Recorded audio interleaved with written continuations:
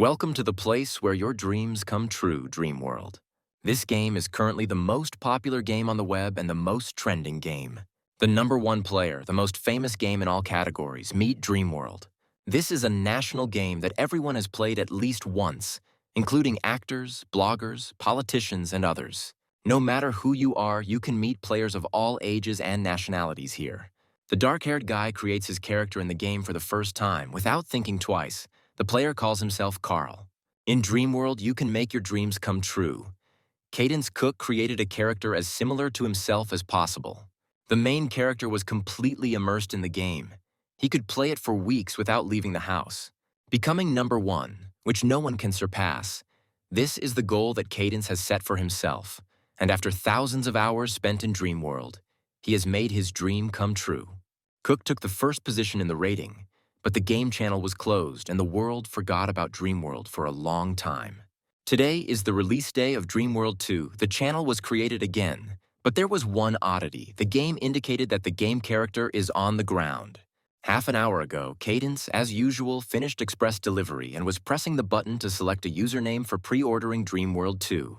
Suddenly, the elevator stopped so abruptly that the main character lost his balance. The light went out, and there was silence.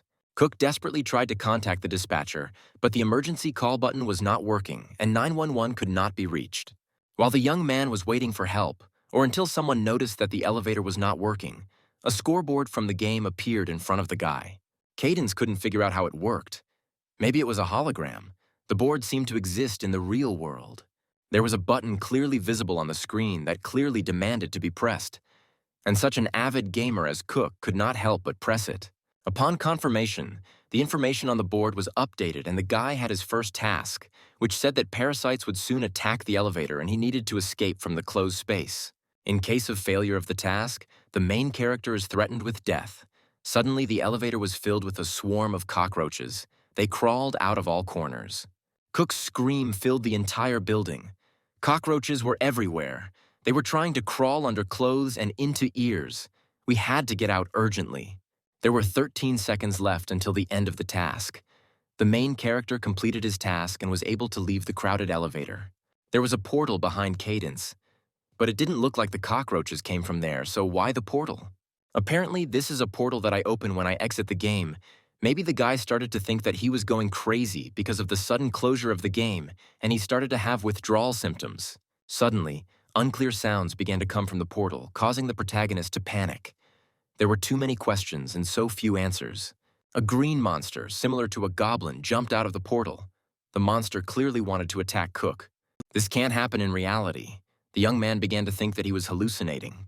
The goblin struck the boy. He reflexively gave in, covering his head. A scream of pain escaped Cadence's mouth. The monster's blow was real, moreover. Cook received damage from the goblin's attack. His health began to decrease. You need to run. But what if the goblin continues to attack? There is very little health left. One blow could be the last. The green monster was preparing to attack the main character again. Cadence was in a panic. The goblin opened his nasty mouth. The guy was sure that he would die, and that would be the end of his worthless life. For a second, the panic subsided. The monster was quite small, although it appeared spectacularly. I needed to pull myself together. Cook was distracted, and the goblin struck again. But the guy managed to jump back. One blow and he was finished. He needed to run. Cadence saw a staircase. If he ran down it and hit on another floor, then maybe he could escape. The information board blocked the exit to the stairs. Cook was undergoing training and could not leave the floor. The exit is blocked. There is nowhere to run. All that remains is to either pull yourself together and fight or die. During this time, the goblin managed to swing and throw his wooden hammer with all his might at the main character. The monster's weapon flew into the wall, right next to Cadence, death breathing down the protagonist's back. The guy had already resigned himself to the fact that the end had come for him. Maybe it was just a bad dream. In the morning, he would wake up after a hard night and go to work.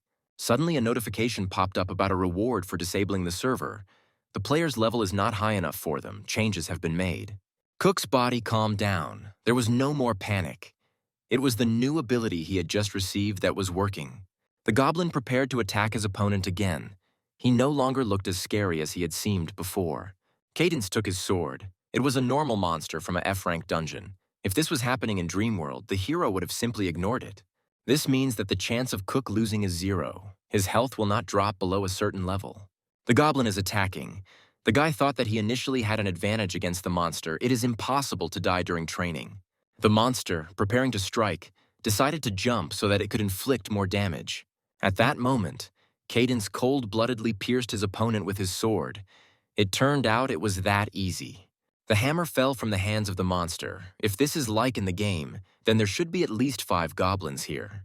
Cook wondered if he could handle it if one goblin had caused him so much fear, if he could defeat several more of the same kind.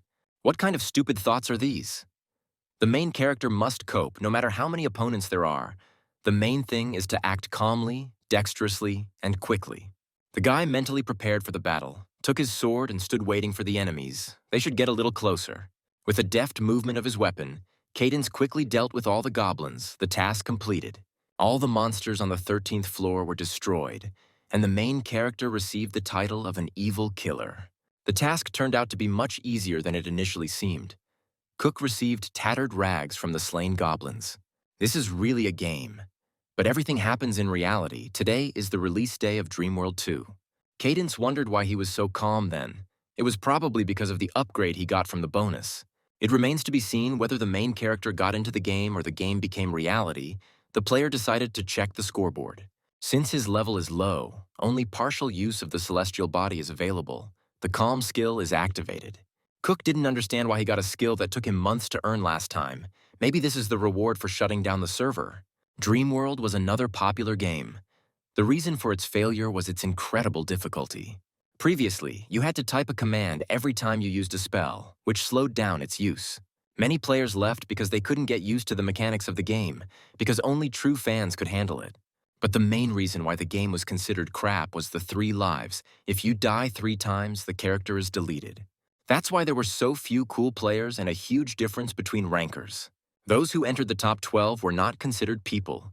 Users called them gods. Also known as those above the sky, they have started over many times, and despite the difficulty of the game, they have become the strongest. Ranker number 1 was a character named K, or Cadence Cook. The guy knew all the tricks of the game like the back of his hand. He had started over thousands of times. But 5 years later, the server was shut down and a survey appeared on the main page. We had to pick 3 things that players would like to carry over to Dreamworld 2, and that was the end of the first Dreamworld. However, no one could have thought that the second version of the game would be in such a format. No one expected to receive a reward for disabling it like this. Cadence began to scold himself. If he had known that this would happen, he would have chosen a mystical item. The celestial body has allowed adaptation to battles. At the moment, the skill can be used partially. Related skills are limited. It's no surprise that the sword fit naturally into his hand. And most importantly, Cook began to feel something he hadn't felt in the game before. The body was affected by the calmness from the celestial body, which means the other 2 skills will also be received as a reward. A new task has appeared. A rank F dungeon has begun to transform. You need to survive 5 to 6 waves during which the dungeon is created. The time for the task is 10 minutes. In case of failure, death is threatened.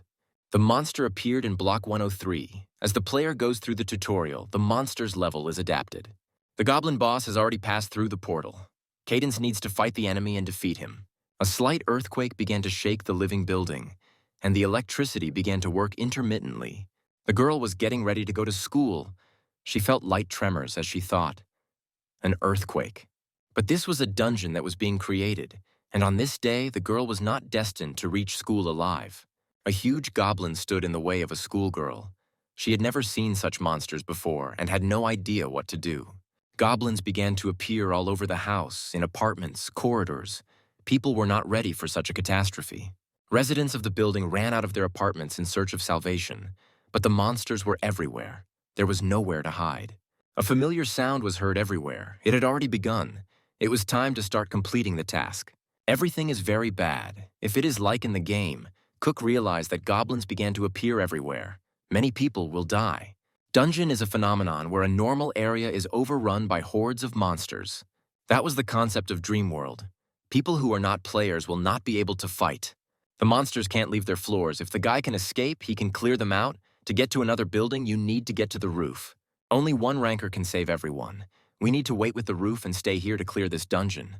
Even when trained, the boss doesn't like light, which means he hides in the basement. The only way out is to get to him in 10 minutes. There was a strange sound from behind. The main character turned around to see a portal had appeared there. The dark blue portal attracted great interest from the player. It beckoned him to come to it. Most likely, this is because the monster infestation has stopped. Cook will definitely cope with everything. He has no other choice. He activated the calmness skill. The guy confidently walked towards the unknown and plunged into the portal. The main character found himself in a room with a secret infected seed of nature, which was located in a parking lot. This was pretty much how Cadence had imagined the place, but he hoped that something would change in the second part. There were goblins wandering around the parking lot. It looks like the player hid behind a pole before the monsters noticed him. Apparently, the goblins get up through portals. In order to save people, they need to be blocked. To do this, you need to kill the boss. Finding the green giant was not difficult. In reality, he's really fucking huge. He looks more like the one they showed in the movies. The giant goblin had not yet noticed the player and was wandering aimlessly around the parking lot. Until the dungeon is finished, this place has not become a full-fledged dungeon. In training, until the process is completed, raids are carried out using different tactics. Cook waited for the time to attack the boss. The timer should drop to 1 minute. Then the monsters get a reduction in breathing and the battle can begin. An icon appeared above the boss, indicating that he needed to be attacked. Cook confidently delivered the first blow, the reduction in breathing occurring at the last minute before the formation of the dungeon. The player has activated the calm skill. He cannot panic now. At the last moment before the end of the dungeon, all monsters begin to breathe harder. The monster that has become the boss stops. Many players took advantage of this and increased their level in this way. The protagonist wasn't sure if this was applicable to the current situation, but there was no other option. First, you need to disorient the small goblins. You need to choose a higher place. The player climbed up and hid behind an overturned car. The monsters lost sight of the enemy and began to search for him. Cook received the title of a cowardly killer. The monster's fury increased. Because of this, the goblin's ability to assess the situation weakened. It is necessary to equip yourself in advance. The main character came up with a plan of action. However, the player lost his guard. The boss approached too quietly from behind and struck. Cadence managed to dodge. It seemed the huge goblin's breathing contraction had ended. Taking a closer look, the protagonist realized that the boss was moving forcibly. Before he can move again, Cook must finish off the enemy. Cook defeated the boss with one blow, and he managed to take advantage of the situation in time. The goblin's head fell to the parking lot floor, training successfully completed. The weather forecast on the radio indicated that cloudiness and a high concentration of fine dust were expected over most of the country.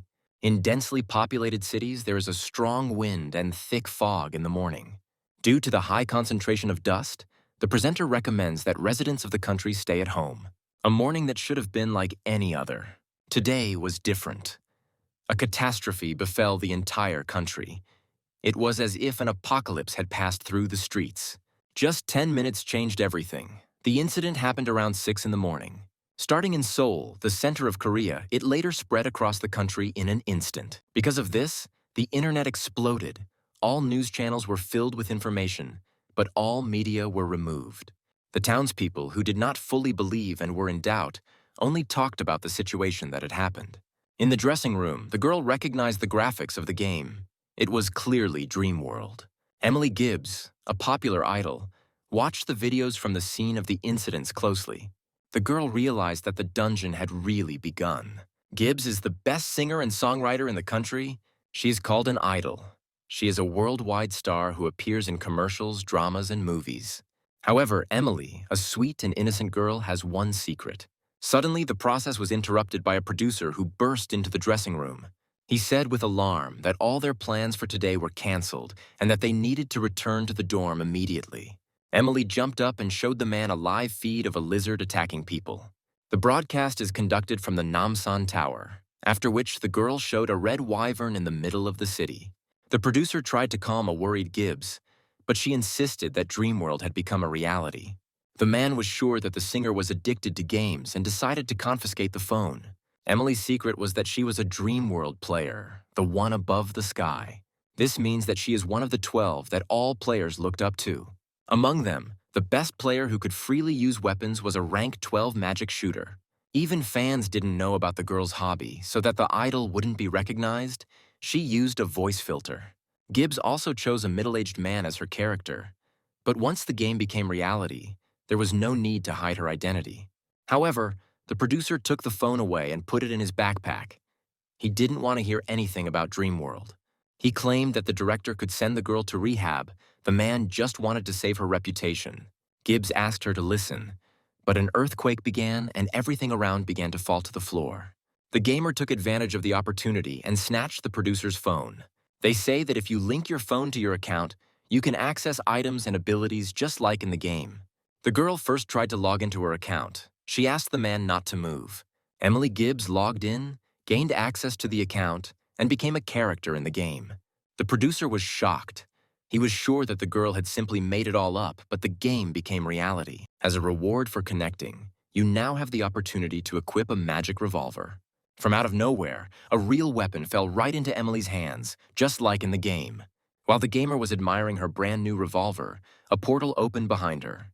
A nasty monster, similar to a ghoul, immediately began to crawl out of it. The heroine was delighted. The monster in life is more vile than in the game.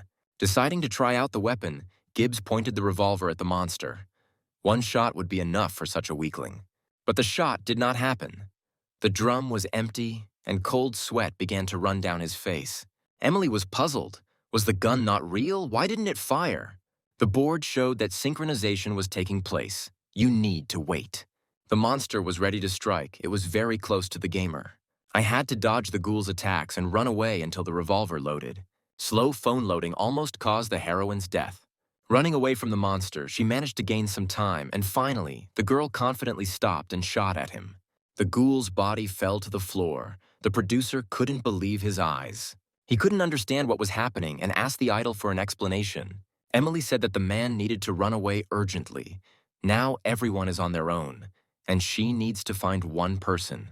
Caden stood in the underground parking lot and looked at the dead boss. The infected tree of nature failed the dungeon. The guy coped with his task.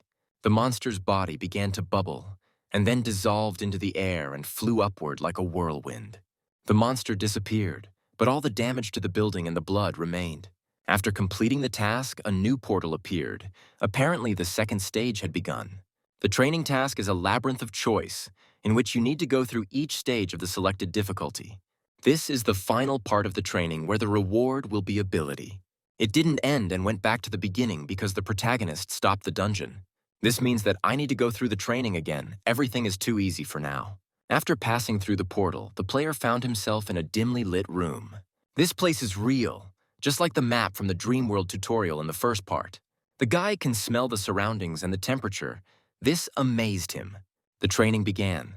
Light sources appeared behind him. Cadence turned around to look.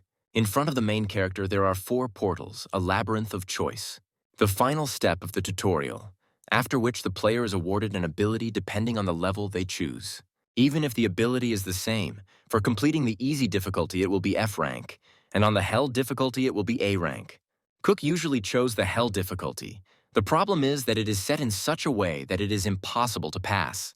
But there was one player who was able to pass the hellish difficulty, but now the circumstances are different. The scoreboard showed the number of players on each level. 120 were trying to get through on hellish difficulty. The very fact that so many people are undergoing training means that this phenomenon is occurring over a large area.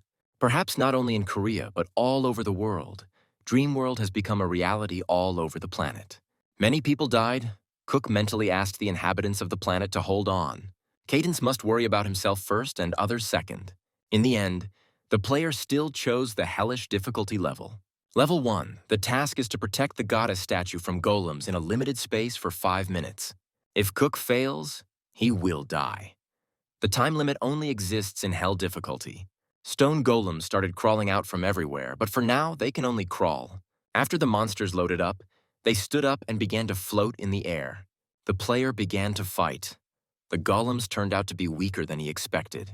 The main character deftly cut through the stone flesh of the monsters. It came easy to the guy. The monsters were scattered all over the training area. Perhaps it is all because of the ability of the celestial body, a surprisingly easy task. But the problems are just beginning. The oxygen level in the dome is decreasing. The golems are becoming more active. Character reaction time decreased by 0.5 seconds.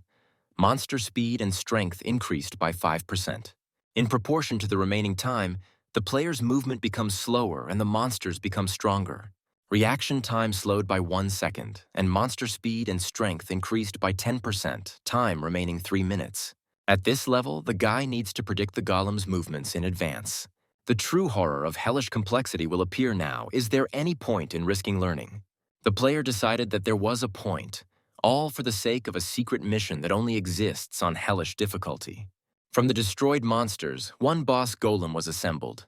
This is the secret task. The monster turned out to be very noisy. The guy had to cover his ears. The secret mission can give you an upgrade that is not available on other difficulties. The boss tried to step on the player, but Cook managed to jump away. Taking advantage of the opportunity, the protagonist struck the golem with his sword. However, the monster's skin turned out to be much stronger than the character expected, and his sword was damaged more than the boss. The fight is going hard. Cadence will be able to get the reward only when the phase is over. All he can do now is change his equipment. The player put away the rough sword and took up the corrupted hammer of physical damage.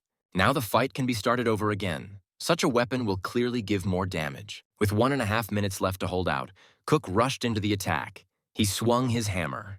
This time, the boss took more damage, and a plan appeared in the guy's head. Dodging the attacks, Cadence struck the golem again and again.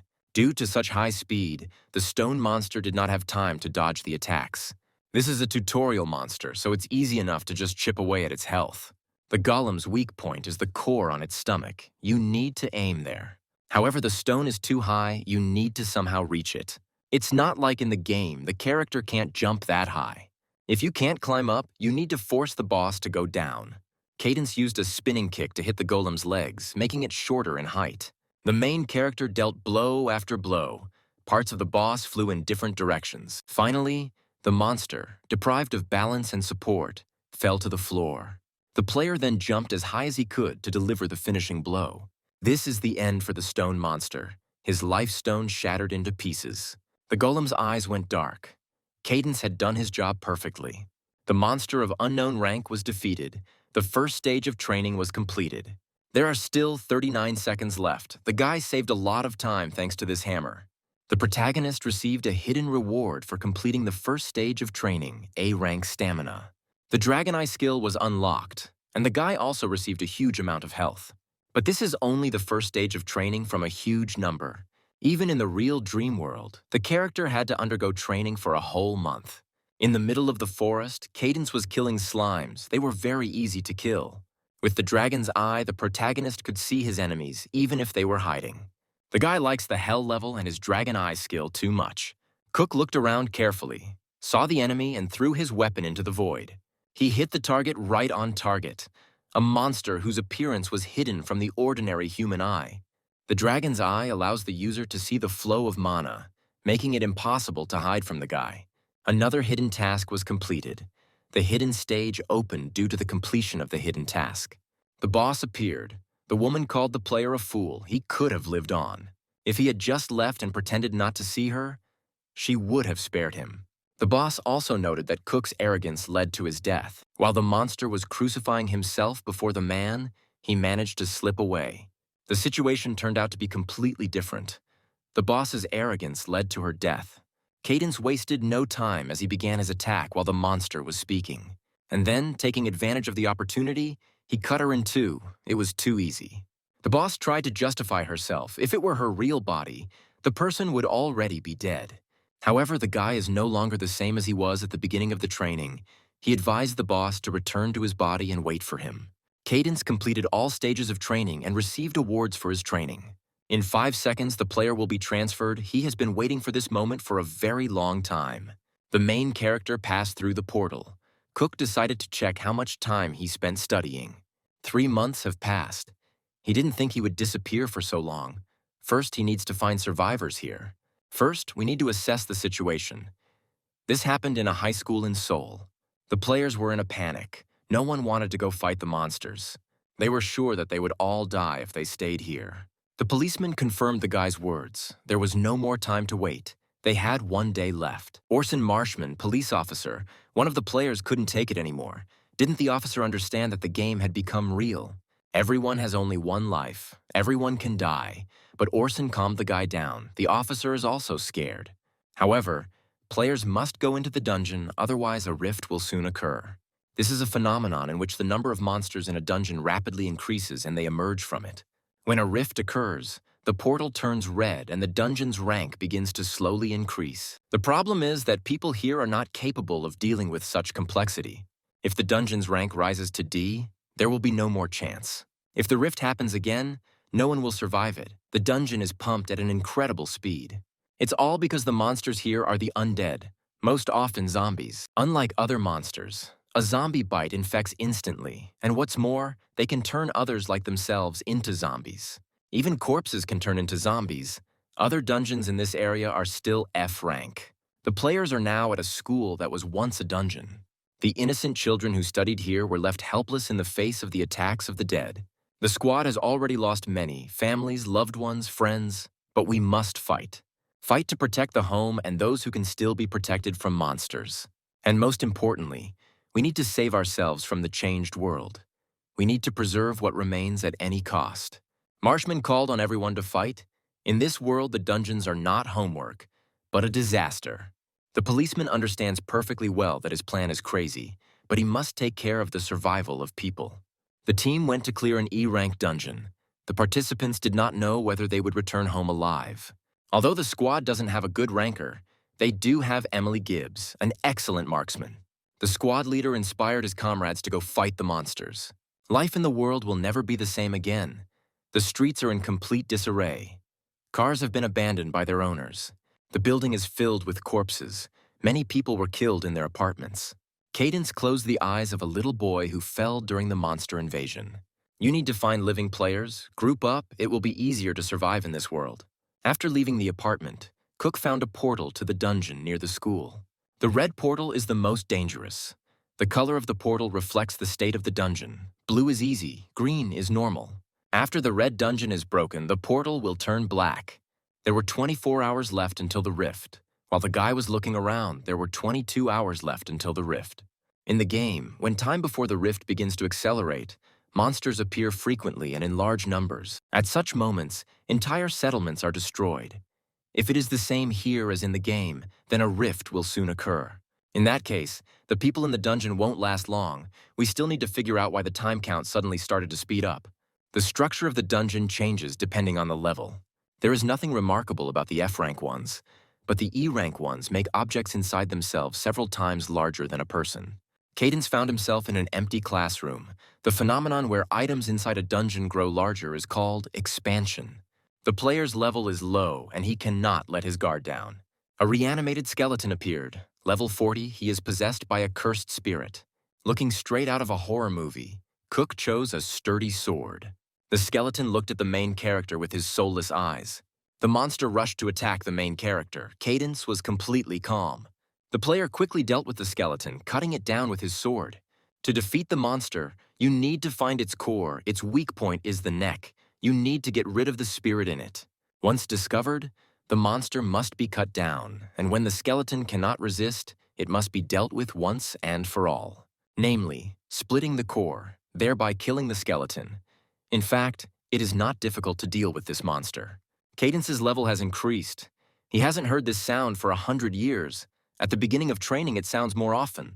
But due to the max level, Cook hadn't heard from him since he reached level 30. It was worth being surprised that there was only one skeleton. But others appeared. The main character received many titles on this floor. After some time, the player found a mountain of dead skeletons. Someone must have come here earlier. I'll have to put off leveling and find the people fighting in this dungeon. At this time, there were fierce battles with the police detachment. There were too many skeletons. Monsters were attacking people from all sides. Something strange was happening here.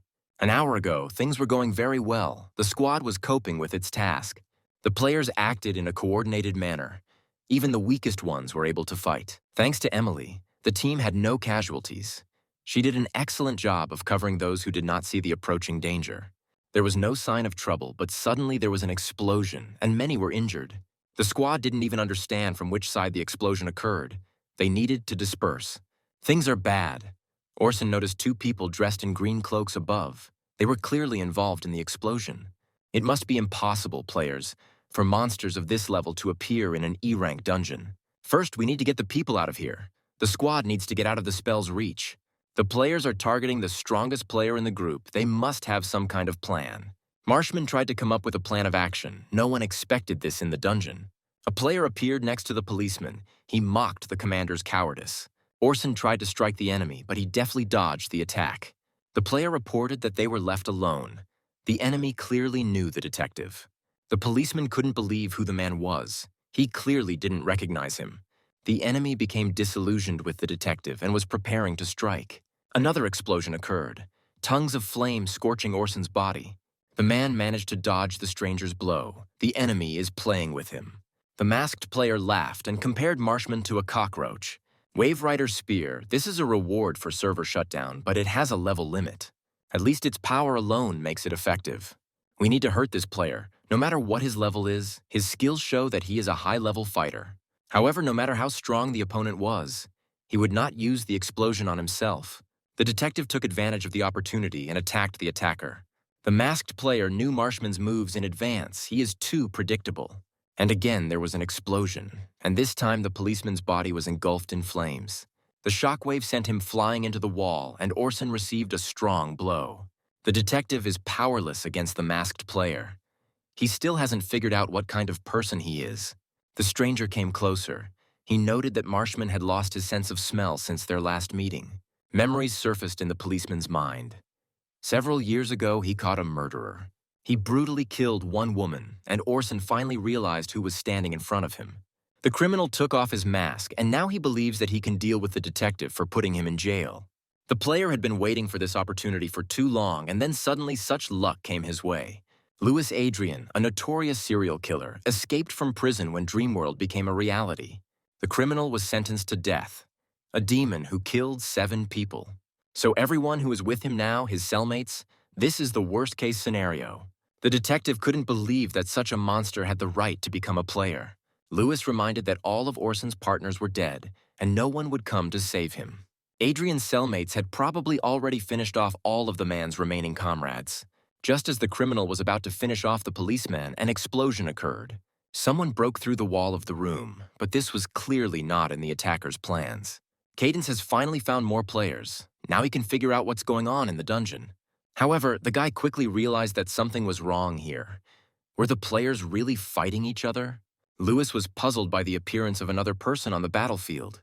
Marshman warned the player to run. Whoever the new participant in the fight was, he shouldn't have interrupted Adrian. He decided to blow up the player. Orson had already lost hope when suddenly the young man emerged from the fire unharmed. Cook used the dragon's eye. He realized that the masked man was involved in the explosion.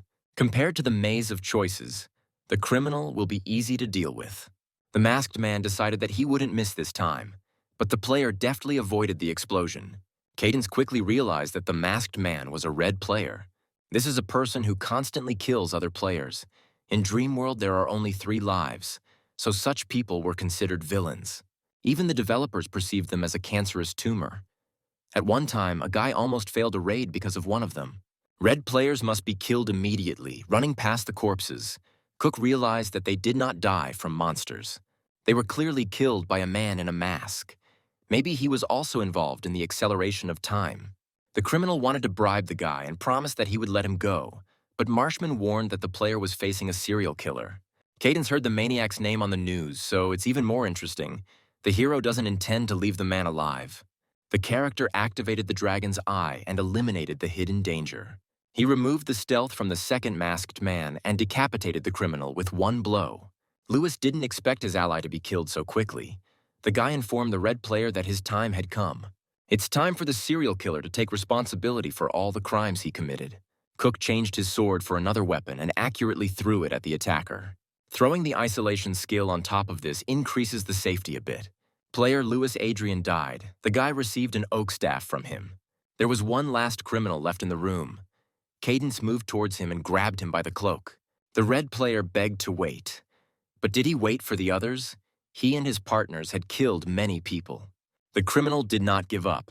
He tried to use a spell against the guy. Cook recovered the weapon left in the corpse and rushed to attack. The protagonist quickly ran up to the last red player. His time was up. Without a moment's hesitation, Cadence killed the last criminal by beheading him. The guy's level increased. Apparently, the system recognized them as monsters. This man has killed countless players, so there is no point in feeling guilty for his death. The character received the dungeon herb. Now he understood why the attackers were in such a hurry. He should also speed up. Left alone, the boy approached the detective, who told him that Lewis had killed his sister. Marshman thanked his savior and asked for a favor. His men were ambushed. They were divided. There were at least 10 enemies. The detective checked those who died. They were criminals. The prisoners became gamblers. And they are not attacked by monsters. They probably found some object. Plus their target is the shooter, Kevin. She is Emily Gibbs. The player did not expect to learn such a secret that the idol was a famous shooter. Could it be that the one above the heavens, the magical shooter Kevin, is a girl and also a famous idol? Even the most devoted fans could not imagine such a scenario. Near the audience, Orson and Cadence ran, hiding behind the bodies of the criminals. Cook was still thinking about the news the detective had told him. In fact, Marshman was also very surprised at first. A stunningly famous idol singer can be a great player. 12th place Kevin was given the nickname Magic Revolver Shooter for his skill with weapons. Who would have thought that Emily would spend so much money on donations? Cadence still can't believe it because they are so different. Having reached the required point, the guys stopped. They were surprised that their plan worked. The monsters don't pay attention to people. At first they were very worried, but the idea turned out to work. Since it was not possible to take the criminals' inventory, Cook decided to use their abilities. They remain active for 24 hours after death. Players stood in front of the entrance to the gym. There were remains of killed skeletons here, which means there were other players here. There are 3 hours left before the dungeon breaks. Too little time. The main character is now absolutely sure that someone is speeding up the passage of time. A grass from the underground, it doesn't sell well in stores, but it comes in handy in different situations. With its help, you can speed up the break. The method is simple. You need to create a flower. To do this, you need to mix 2 ingredients, grass and water, from the dungeon. Although it's strange, water only drops in dungeons of rank B and above. Among those the players met was a man who had been playing long enough to receive water as a reward for shutting down the server. Most people couldn't hack the server after it went down, so someone else did. At this time, Gibbs was actively fighting the monsters, and they were quite easy to deal with. Arrows were flying at her everywhere. This time the danger was from above. The girl deftly dodged them, jumping back to a safe distance. The criminals had already begun to harass the shooter. She could have dealt with the boss if they hadn't interfered with her. The boss of the E level, the Death Knight Virgil. Although he is strong, he has his weak points. The Death Knight has incredible stats and terrifying defense. From the title, it is clear that he only uses sword techniques that are easy to predict. Gibbs deals damage from a distance, so this opponent is perfect for her, but the problem is the shooters. How can they even shoot such a beautiful girl, and why doesn't the Death Knight attack them? They probably have some kind of immunity item. The girl realized that they were also players. But she can't shoot ordinary players, no matter how much she would like to. You need to concentrate. This is not a game, but reality. There is no other choice. First, the criminals themselves attacked Emily. They killed her allies. Secondly, the enemy is in front, so you need to aim there. Gathering all her will into a fist, the girl pulled the trigger. It's not for nothing that she's one of the top players. The bullet hit the target. One criminal was neutralized, but what to do with the rest? Gibbs managed to fool the masked men into thinking she was aiming at the monster. Due to her actions, the ranker received a poisonous potion. The boss came very close to the girl. We need to kill him as soon as possible and get out of this damn place. He will soon destroy everything here. The monster is incredibly strong. Will she be able to defeat him? The girl is very tired. Emily couldn't understand why her health was decreasing even if she dodged the attack. It was also realistic. Only now did Gibbs notice that there were 3 hours left before the dungeon would break. She realized that time was speeding up, which had not been so obvious before. The girl was busy fighting and rarely looked at the timer, so she didn't notice the acceleration of time. At her level, such a monster would not be defeated in 3 hours, if only she had more time. And if a rift occurs, the boss's level will increase to rank 4, then there will be no chance at all. So there is only one way out. The shooter decided to try one plan. It may well work. The gamer shot at the boss. She hit the target exactly, but how long will this shot last? The Death Knight is unconscious for 5 seconds. You need to finish him off during this time. Gibbs activated her blood sphere ability, which is her most powerful ability at the moment. Concentrating on the upcoming shot, the girl tried not to think about what would happen if she failed. It's time to finish off the monster and then the criminals. Stop wasting time. Gibbs's current body wouldn't last long. She could already feel her body becoming heavier, and it was becoming harder to breathe. She has to hit it in one try. She has to shoot straight at the target. Emily was about to pull the trigger when Cook screamed at her at the top of his lungs to run. 5 seconds passed. The shooter did not have time to complete her plan. The boss came to his senses and began to get up. The gamer did not understand what happened. She missed, and her stamina was already at 0. She was finished. Just as the monster was about to fish for the girl, Cadence set a barrier for 3 seconds. Ranker managed to catch the weakened Emily and gently put her on the floor. The young man asked the singer if she was okay. There was no time to rant. There was very little time left, and the boss was still not defeated. The monster began to transform, and hope for success was diminishing at an incredible rate. He has evolved. If the boss is now level D, then there is no chance of winning. Demon Lord Virgil, after leveling up, he will need time to adapt. This is a chance. Emily warned the players that they could still escape the dungeon. The girl is sure that it is now impossible to kill the boss. All that remains is to run. And the criminals stopped shooting. They must have escaped through the exit. And they will try to prevent the team from leaving the dungeon. But it is better to meet them than to fight the boss. The problem is how to save the rest of the people in such a short period of time. Cadence decides to fight the monster, but he needs different equipment. With a long sword, he can buy a little time, but such a weapon is not enough to win. Cook asked Orson to lend him his weapon for a while. It is, of course, for level 80, but it's okay. As soon as Cadence took the spear, he felt incredible power. Wave Rider Spear, a tier 80 item, a magical weapon that creates waves that increase damage. If the user's level does not match it, it will not manifest itself to its full potential and will remain sealed.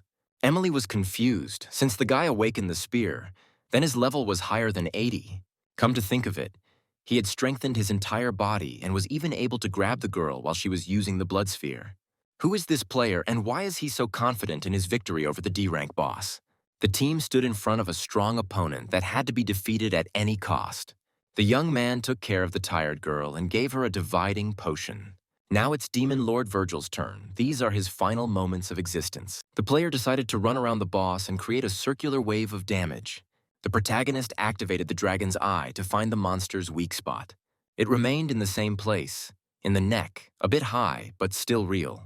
Thanks to his previous damage wave, Cadence activated a wave of thunder that disoriented the boss. The monster was captured by the Prices, but he broke the attack with his weapon. It seems like the Demon Lord can't resist the ability. He still needs time to adapt. He is now the weakest of the level D bosses. The team is able to defeat the monster. At this moment, Gibbs decided to help her partner. Virgil was attacked by the sniper's flashbangs and was unable to block a single shot. The gamer decided to ask the stranger who he was, since he had such high-level potions.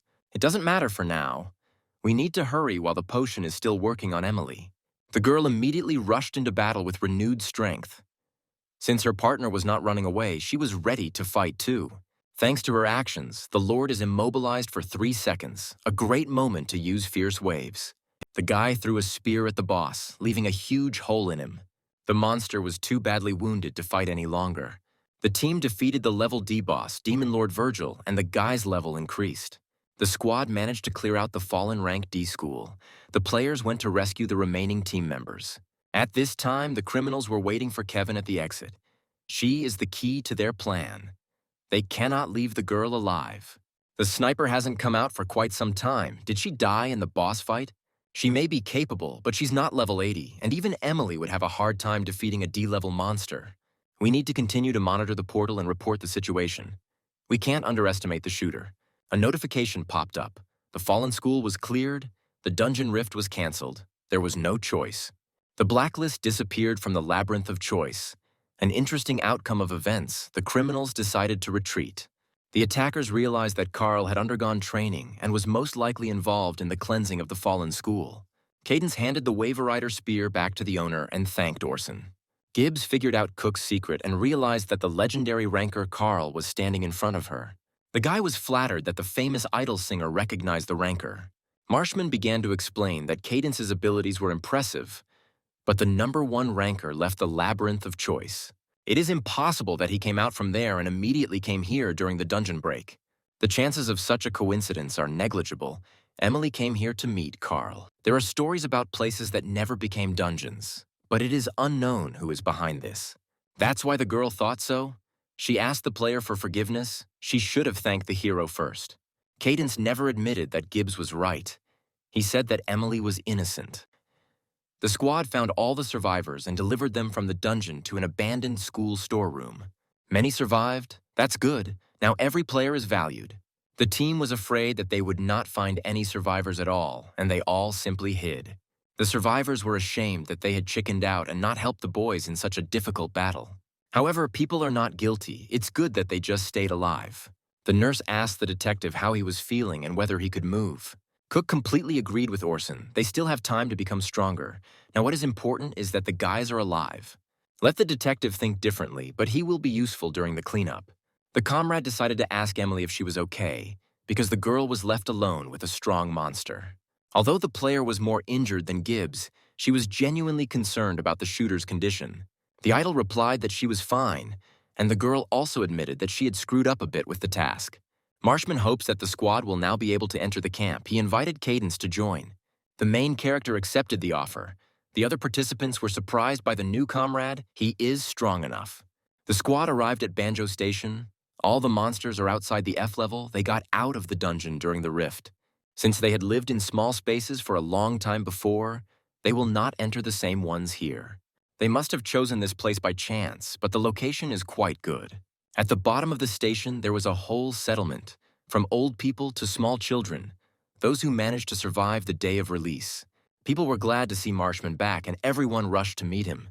The detective was genuinely glad to return to camp and see everyone safe and sound. An old man's voice was heard in the distance, and the policeman asked how the camp had been doing in his absence. The leader reported on the losses and wounded soldiers. The old man asked the detachment to rest. He would bring them food. The detective approached the ranker and suggested that he rest while the food was being prepared. Too many things happened today. Even though the day wasn't difficult, it was still nerve-wracking. The guy had just started to fall asleep when he panicked and began to disperse the sleep. He couldn't lose his vigilance. During this time, the main character completely forgot to check the reward for defeating the boss. Virgil's Blade of Regret, unique ability to coat the blade in ice, required level 120. Even if a player uses all the points he has collected, it will hardly be enough to reach level 100. In case of a level limitation, the user will need to add points, which means that in total they will have to be equal to 600. And the detective could use a spear even though he wasn't level 80, so does that mean a slight discrepancy is acceptable? The problem is that the main character's reward is not only a weapon, but also a sealed book. It cannot be used without access, since it is a legendary item, and it was because of this book that he came. It will take some effort, but the biggest problem is that the guy took the animal out of his inventory. Cadence touched the toy on the nose. As it came to life, Glenn woke up at the will of the owner. Glenn jumped to the floor. A rumbling sound came from his stomach. The little animal was catastrophically hungry. Glenn is a pet that followed Carl around Dreamworld. The character is very happy that he woke up. But the pet's reaction is too strong. There can be only one reason for this: the dungeon. It's not that bad now. He's in squirrel form, but his true form is a dungeon-eating monster. Monster Glendower, Cook's former pet that he met at level 15 and a reward for closing the third server. It eats nothing but monsters from the dungeon. So when the little beast acts worried, it means that something is happening related to the dungeon. The problem is that it started in a camp, in a place where there are a lot of people. It might be the skeletons. Some monsters might have been released during the dungeon break. So there are only two options. Either something is wrong with Glenn, or something strange is going on here. The only downside to him specializing in smells is that it is unclear what attracts the animal. Then Cadence noticed a man muttering under his breath that he was dying of hunger. Here's the thing. He looks like he's on the edge. His fingernails are already turning black. There was a meeting taking place on the edge of the camp, and people were unhappy with what they were hearing. The man was furious. He didn't want to go kill the skeletons and risk his life. If people hide, the monsters will go away and they will be safe. That's the whole point. Since the skeletons started to spread out in different directions, many people will die because of them. And for players, this is a chance to level up and become stronger. Monsters are dangerous because of the dungeons. Since they received the blessing of the dungeon from them, they are now weakened. Besides, it's 3 o'clock in the afternoon, the sun is at its peak, which is when the dead are at their weakest. No one forces the guys to go fight, their lives are in their hands. The decision is theirs alone. Cadence can't pass up this chance to bulk up, and he needs to find something. The detective announced to the squad that there were newcomers among them and that they needed to introduce themselves. A police officer, Orson Marshman, he is quite confident in close combat. After the leader, Riley Becker introduced himself as if he were speaking to his classmates. Next up was Emily Gibbs. She's level 79 and she's good with firearms. The gamer didn't need to talk about herself. She's so popular that everyone knows her. Next up was Harley Francis. Judging by his gear, he had been playing the first Dream World. Here, Orson decided to introduce Cook to the team. Clearly, no one knows him. Harley jumped up and shouted to everyone that Cadence Cook was standing in front of them. As it turned out, they studied at the same school. The main character was a typical victim. He often bullied Cadence at school, especially after the Cook family went bankrupt. The guy responded indifferently that Francis had changed a lot, as if he had been reborn. Here, Emily stood up for the character. She noted that the squad was alive thanks to Cook and demanded that the impudent man apologize. While things were going on, Cadence confidently informed the squad that he was the legendary ranker, Carl. Everyone was in shock. In front of them stood Carl himself, the one who is above the heavens. He has no equal. Gibbs knew it. Her intuition was right. It was Cook she had been looking for all this time. Marshman was embarrassed and asked for forgiveness for the misunderstanding. Harley was seething with anger and started shouting that Cadence was lying. He couldn't be Carl. Before the impudent man notices the t-shirt, it falls out of Virgil's boss. Francis didn't want to accept this fact. He was sure that Orson was helping Cook. Then the bully asked what level the guy was.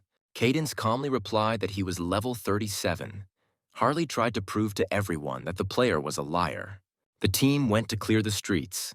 Cook activated the Dragon's Eye and informed his comrades where the monsters were. After the main character discovered a whole squad of skeletons ahead, the command was given to prepare for battle. Marshman threw his spear into the crowd of monsters, clearing the way for his comrades. The commander gave the order to attack 2 at a time against 1 skeleton, but there were too many monsters. They would soon surround the squad.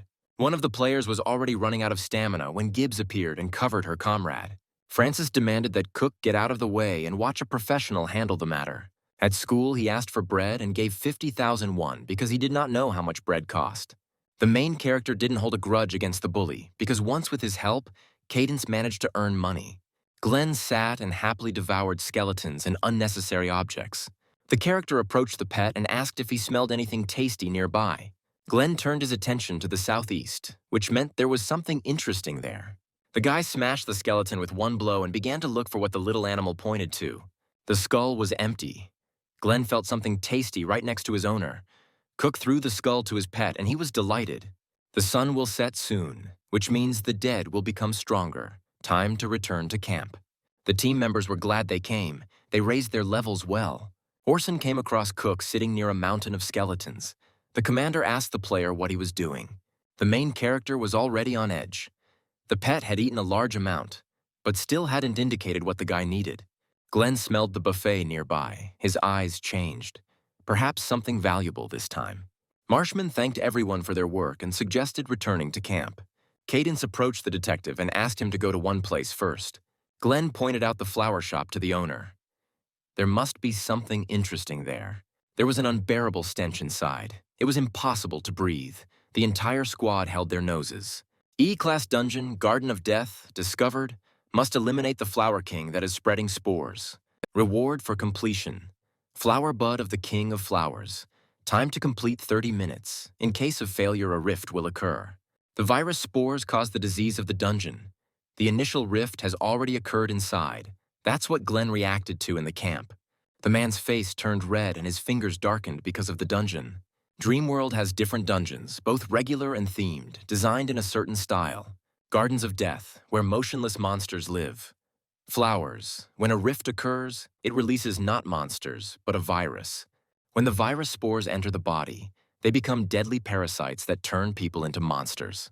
The people in the camp are like NPCs. The virus will affect all NPCs who don't have resistance.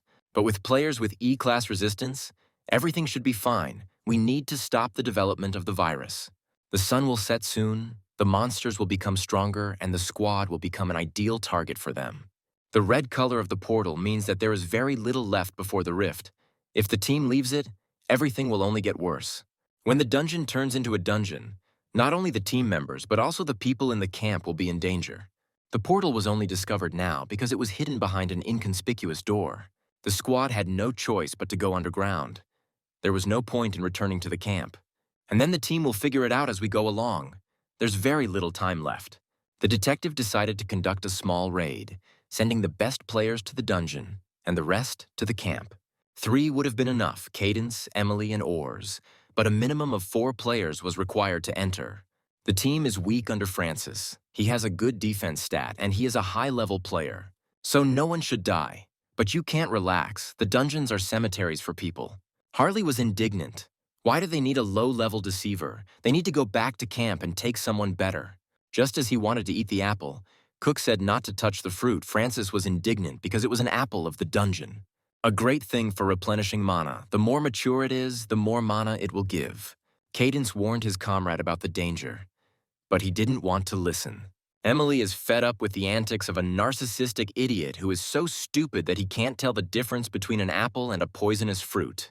We must not forget that the squad is in the Gardens of Death, where every plant intends to kill someone. Finally, the team reached the boss's room. They got here without any problems, which raises suspicions. The dungeon boss is in the greenhouse. He is called the King of Flowers. He looks like a sunflower because he often witnesses human deaths. Experienced players call him a suicide bomber. After defeating the Flower King, the party will receive a flower bulb which can be used as an antidote. This is the only hope for curing the sick at the station. Francis decided to heroically get the onion himself. The greenhouse started to stink terribly. Could flowers really smell so badly of slop? The boss began to attack the squad. He hit the place where the guys were standing with his thorny stem, but they managed to jump back. Emily shot the King of Flowers, and the sunflower didn't like it. Francis decided to deal with the boss alone. He ordered Cadence not to interfere. Suddenly, the clumsy hero tripped over the monster he stepped on. He should have watched his step. Obviously, the flowers next to the king will be different. To get to him, you need to cross this field of piranhas. The commander said that we need to trust Gibbs. There is no other option. But it is too long. The flower will have time to become D-level. However, if she enters the state of the blood sphere, she will be able to increase the area of damage. The girl asked if Cook had the elixir. Emily asked for 1 elixir, but Cadence refused her. Because of the rest, he didn't have a chance to level up. The main character rushed straight towards the boss. He needs to become stronger. The guy easily dealt with the thorny vines. They were no problem for Cook. Francis looked at Cadence with envy. How he could do such things on the 37th level. The envious person suggested 2 options. Either Cook is lying and his level is very high, or the player uses an unbalanced ability. Easily making his way through the predatory sunflowers, Carl killed the boss with 1 blow. It was too much. Cadence passed the dungeon in a matter of seconds. The protagonist received valuable artifacts, a flower bulb and a spiked glove. He finally managed to move his level up 3 notches. During the time spent in the dungeon, it had gotten dark, and the squad was returning home. The loot is better than the hero could have imagined. This glove has the ability of spikes. If necessary, the hand turns into a kind of sword. Thanks to the celestial body skill, the character has no limitation in using weapons, so the glove will come in handy. Soon, Cadence will be able to clear D-rank dungeons, thereby creating a clear line between herself and other players. Francis couldn't believe it. It turns out this man really was Carl. The detachment came across a battle site. The picture was horrific. The people were clearly in a panic. The detective checked the pulse. The people were already dead. It looked like something happened in the camp. The team immediately rushed to the camp. The station was dead silent. Cadence came across footsteps, all in different directions, as if someone was walking back and forth. The protagonist is sure that this is the progression of the dungeon disease. There are no signs of skeletons here. The boys heard someone's voice. Someone managed to escape after all. The potion cannot be used on the target. A revival potion is needed. The man's legs are in terrible condition. The victim was given a paralysis potion to stop him feeling pain. This was enough for the wounded man. He came to, and the detective began asking what had happened in their absence. The man began to tell that it all started suddenly. A huge monster appeared on the stairs. The people were preparing to lead him into a trap, just as they had trained. But danger was lurking behind. People began to turn into zombies and attack other people. First Samuel, then Lilith. Bobby ran away, and the man tried to save them. Painful memories drove the player into a state of madness, and he began to scream. If there had been a healer nearby, my husband could have been cured, and there would have been no need to worry about the virus. Everyone ran away, and Lilith became a monster, probably the third stage of the dungeon disease. The first stage ends with a change in the color of the fingers and chills. The second turns a person into a zombie and makes him attack others. Only in the third do people become monsters. The man died. But the garden had already been cleared. The third stage had arrived so quickly, although the symptoms had only just begun to develop.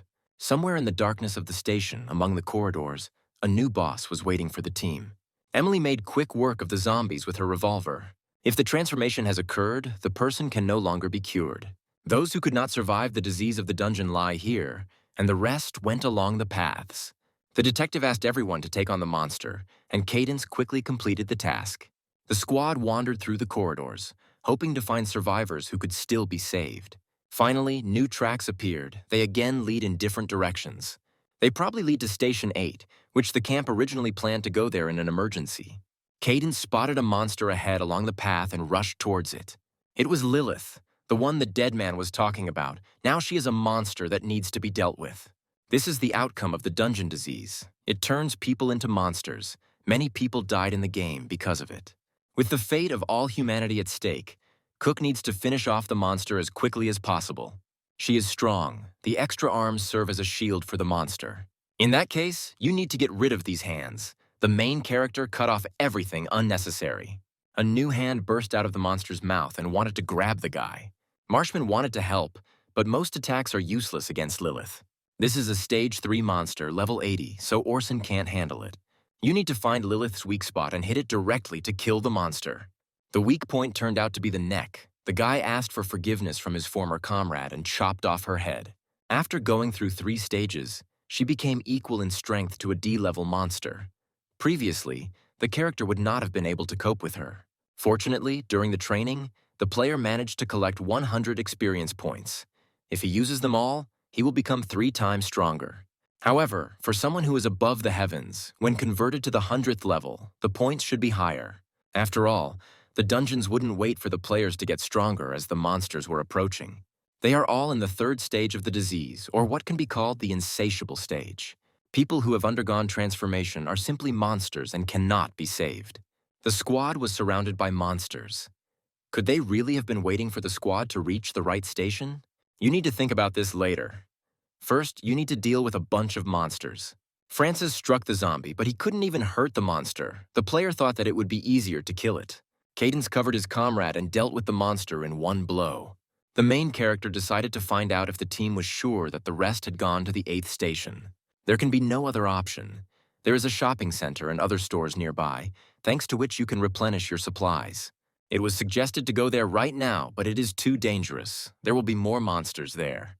Obviously, there are bigger problems waiting for the team there, but if people had gone the wrong way, the guy would not have changed his decision. There is no time to discuss the direction. The monsters are attacking again. At the 3rd stage, people completely change their appearance.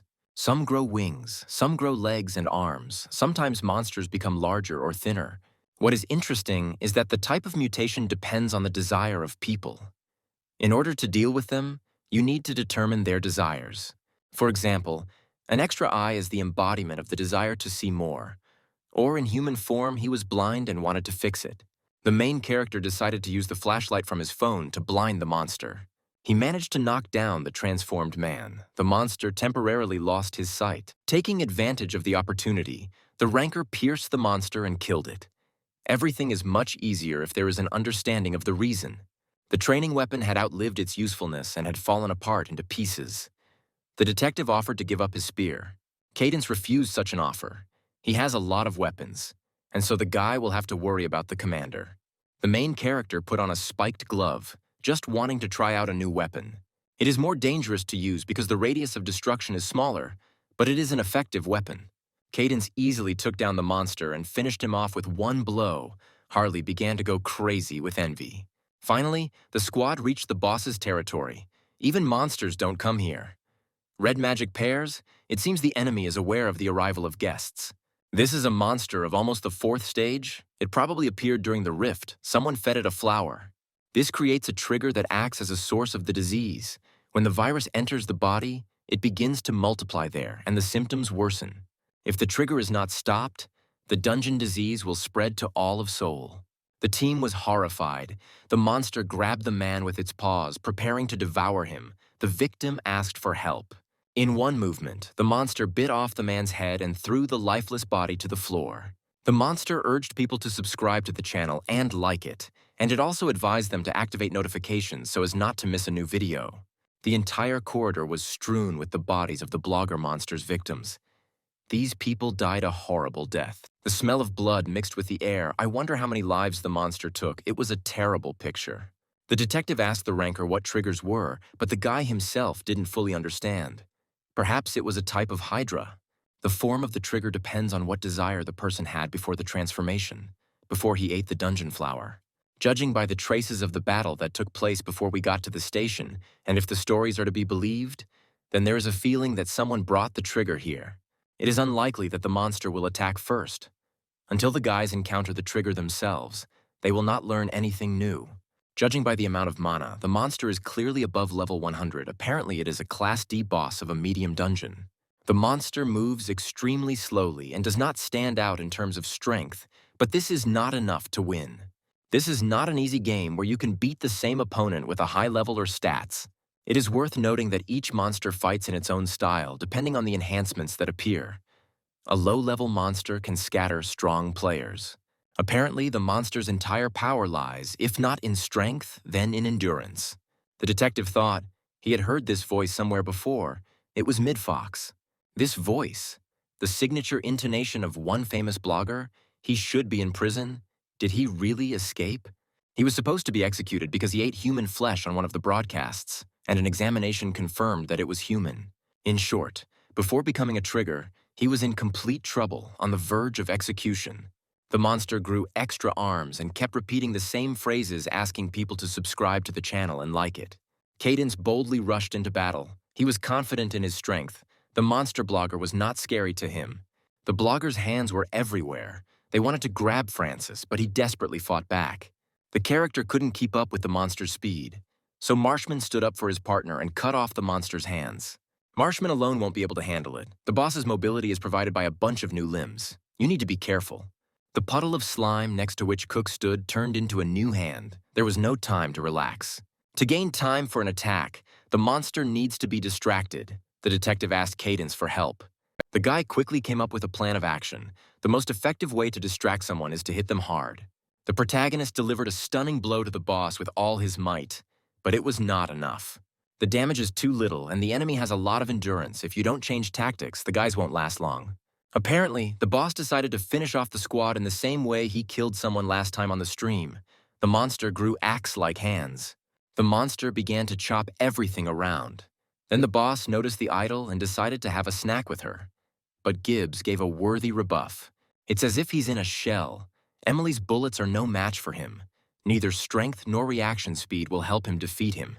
More stamina is needed. Only with it will the team be able to defeat the monster. The gamer shot at the boss again, this time with the aim of distracting him rather than wounding him. Cadence took advantage of the opportunity and approached the monster from behind. The main character delivered another blow. However, the boss didn't care. You can't take him with such blows. You need to come up with another plan. The monster sucked in the shooter's bullets and part of his arm, leaving a stump. He simply ate them. The squad was shocked. But at that moment, they all thought of the same thing, a way to destroy the boss. The monster hit the wall where Cook was sitting. He managed to avoid the attack. The team's blows were too weak for the monster. Apparently, the attacks work, and it is possible to finish off the boss at this rate, but it will take too much time, and the squad does not have it. It seemed that there was only one way out. Harley bravely agreed to be bait for the new plan. Francis tried to anger his boss as much as possible. He called the blogger fat, pointing to his belly.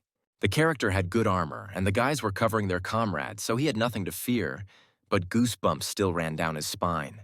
Just as the monster was about to swallow Francis, Orson jumped up and pinned the boss's mouth with his spear. Emily, in turn, on command, fired into the monster's open mouth. wondering if he would now be able to defend himself with his barrier. The boss didn't like this attack. The projectile exploded inside and began to punch holes in the monster's body. There was one last blow left. The squad divided the duties among themselves. They needed to distract the monster's attention again. There is little mana left, and little strength. But this can be easily fixed by investing the points earned earlier. It's time to finish off the boss. Cadence activated the magic concentration skill. He managed to use the skill that usually requires a lot of mana. Since his opponent is so strong, it means he needs to hit even harder, and he can use the resources he has for this. The boss was happy. He wanted to taste human flesh again. He began to connect his hands together. He wove a protective net from his hands to trap the main character. The monster was already anticipating how delicious the guy would be to eat. The net was descending right on Cadence. The boss was sure that now the character would not be able to escape. Cook waited for the moment when the network had dropped to a sufficient level, and he destroyed it. The blogger was still asking for likes and subscriptions to the channel. The main character cut off his hands. Cadence promised not only to like, but also to repost, and the whole team would subscribe to the channel. The main character reposted the boss with all his might. Now the team's attacks have become more effective. The team was able to defeat the glutton monster. Cook received a level increase and a reward. The Ring of Attention. The boss's body became an ordinary corpse. As life left the body, mana also left it. He was pretty well hacked up. Which person did this, and most importantly, for what purpose, the team must find out. Cadence's gaze fell on Mid's neck. On it was lightning crossing 2 moons. Some kind of cult was involved here. The magician watched the situation through his ball. The player was surprised that Carl was alive. In Seoul, the man was responsible for only 5 farms, which he occasionally checked to make sure they were safe to grow triggers on. Adam Chandler had never seen anyone so strong. Carl couldn't have survived. It was impossible. Dawson Foreman walked into the gentleman's office. He assumed that the leader was pretending to be busy, but was secretly having fun. The company is one of the Dreamworld organizations that little is known about, but it was like a tumor poisoning everything it could reach. By expanding their dungeons, they threatened the people on the continent, as can be seen from their emblem, a lightning bolt passing through 2 moons. Adam noted that his subordinate arrived just in time. He discovered something strange. Mr. Chandler showed the ball to Dawson, who should see that Carl seemed to have survived.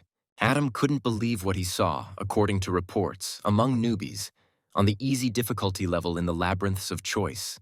There are no candidates who would be sent to the hellish level, but here men saw the impossible with their own eyes.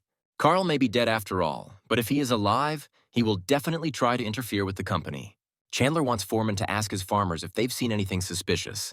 However, Adam quickly changed his mind. He no longer needed it. Chandler found what he was looking for. The squad ran along the corridor. The squad continued to search for survivors from the station. Cadence, Carl's great ranker, was running with the team, unaware that they were being followed at that very moment. The sword-piercing acolyte's neck, the monsters that were brutally torn apart under his command. A dungeon that can only be handled by one person? Its true nature is a crock, and it has data that has not been erased. So, by devouring people, Adam could foresee the current situation on Earth. But Carl, who was supposed to undergo training and die, remained alive. Mr. Chandler froze, lost in his thoughts. The thought that Carl had survived frightened him to the point of horror. Dawson decided to encourage the leader because the players are not the same as they knew before. Even the ranker is now a newbie in training. Although it is still worth reporting to the head of the company, if this is true, then he needs to be dealt with immediately. At this time, Riley was running away from a horde of zombies through the subway station. He was the only one who survived the disaster at the camp. He wondered why the monsters weren't exhausted at all. It was hard to believe they had recently been human. Becker ran off to another station. He had already begun to think that he would die without ever meeting the detective. Eventually, the guy saw the light. He came across a train. He couldn't believe how there could be a working train in the new reality.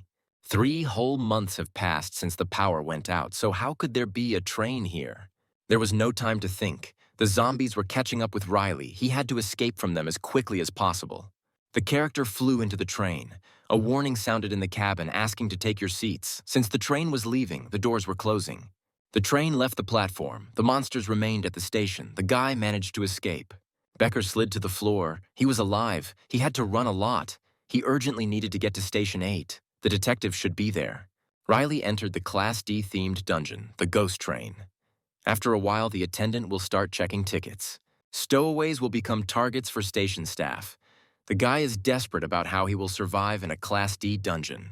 Harley still didn't believe that Cook had defeated the boss. He had, of course, assumed that it was possible, but when he saw it with his own eyes, Francis began to truly admire Cadence. He was able to defeat a D-rank boss with a low level.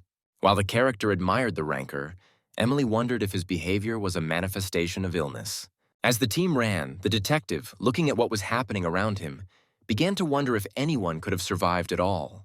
And the main character himself noticed that the trigger turned out to be extremely resilient. It was extremely difficult to escape from it. There may be one survivor. It's a bit like fishing. Most likely all survivors are eventually infected.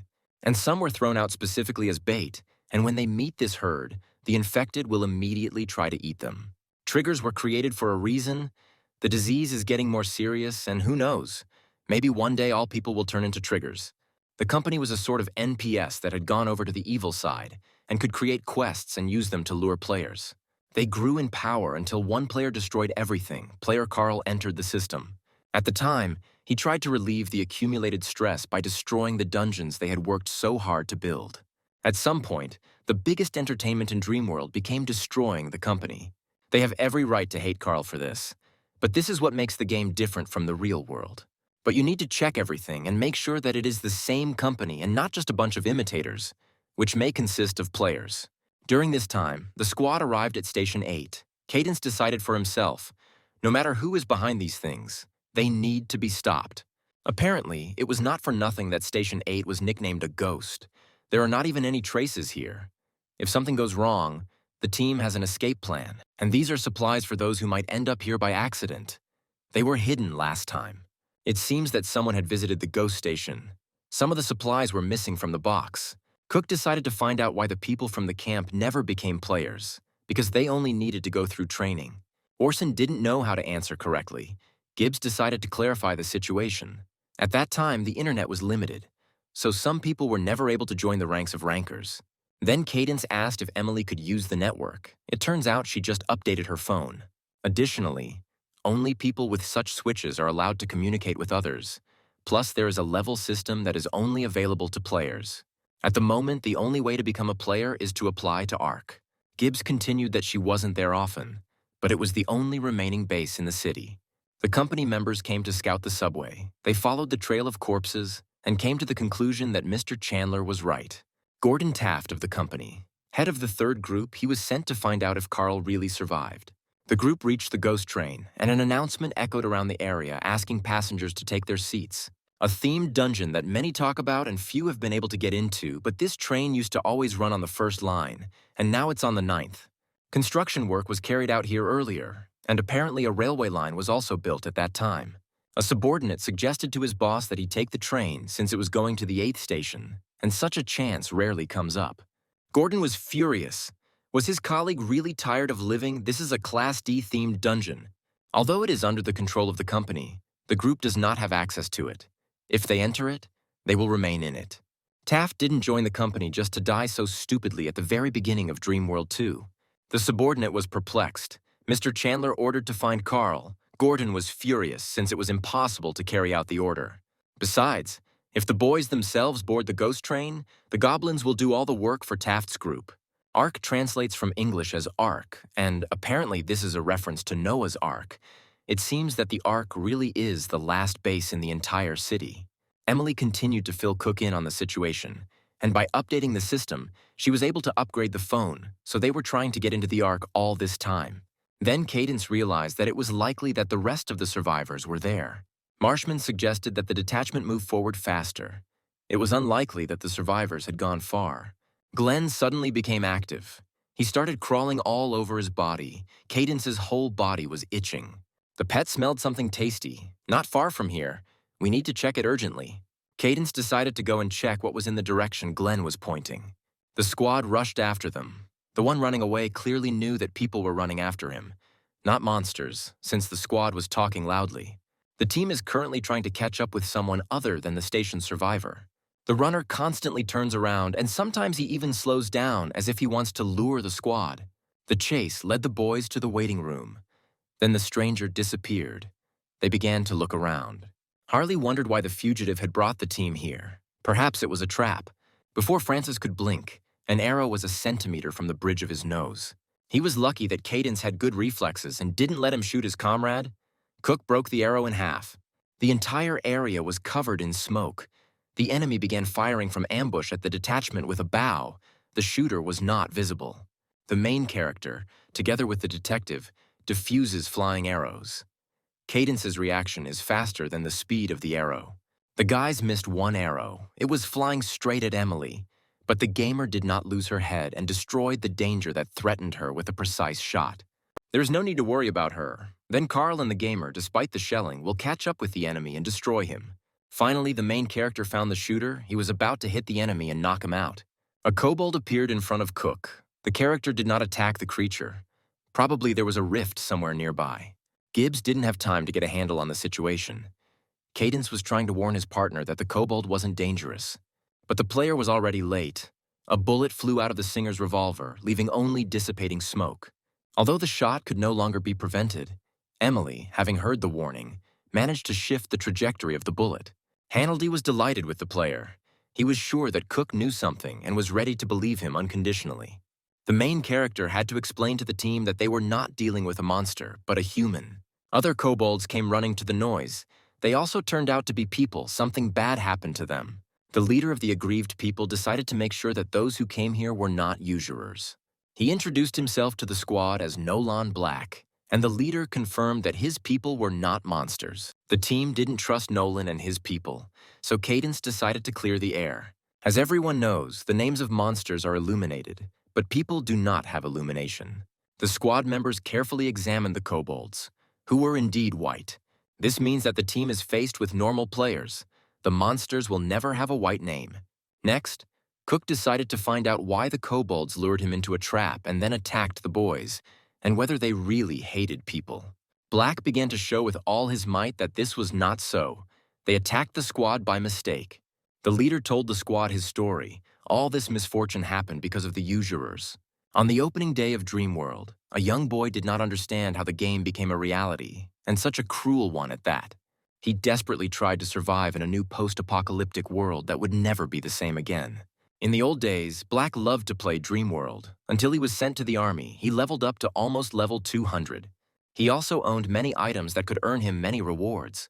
However, just when he entered the army, the time for exchange ended. Nolan was never able to earn the award. However, he is not some newbie, so he wouldn't be left with a bare ass in Dreamworld 2. After this, Black managed to unite with the rest of the survivors. They vowed to stay alive, every single one of them. So they headed into the labyrinth of choice all together on the normal difficulty level. Nolan was the only one of all who completed the maze on the normal difficulty level.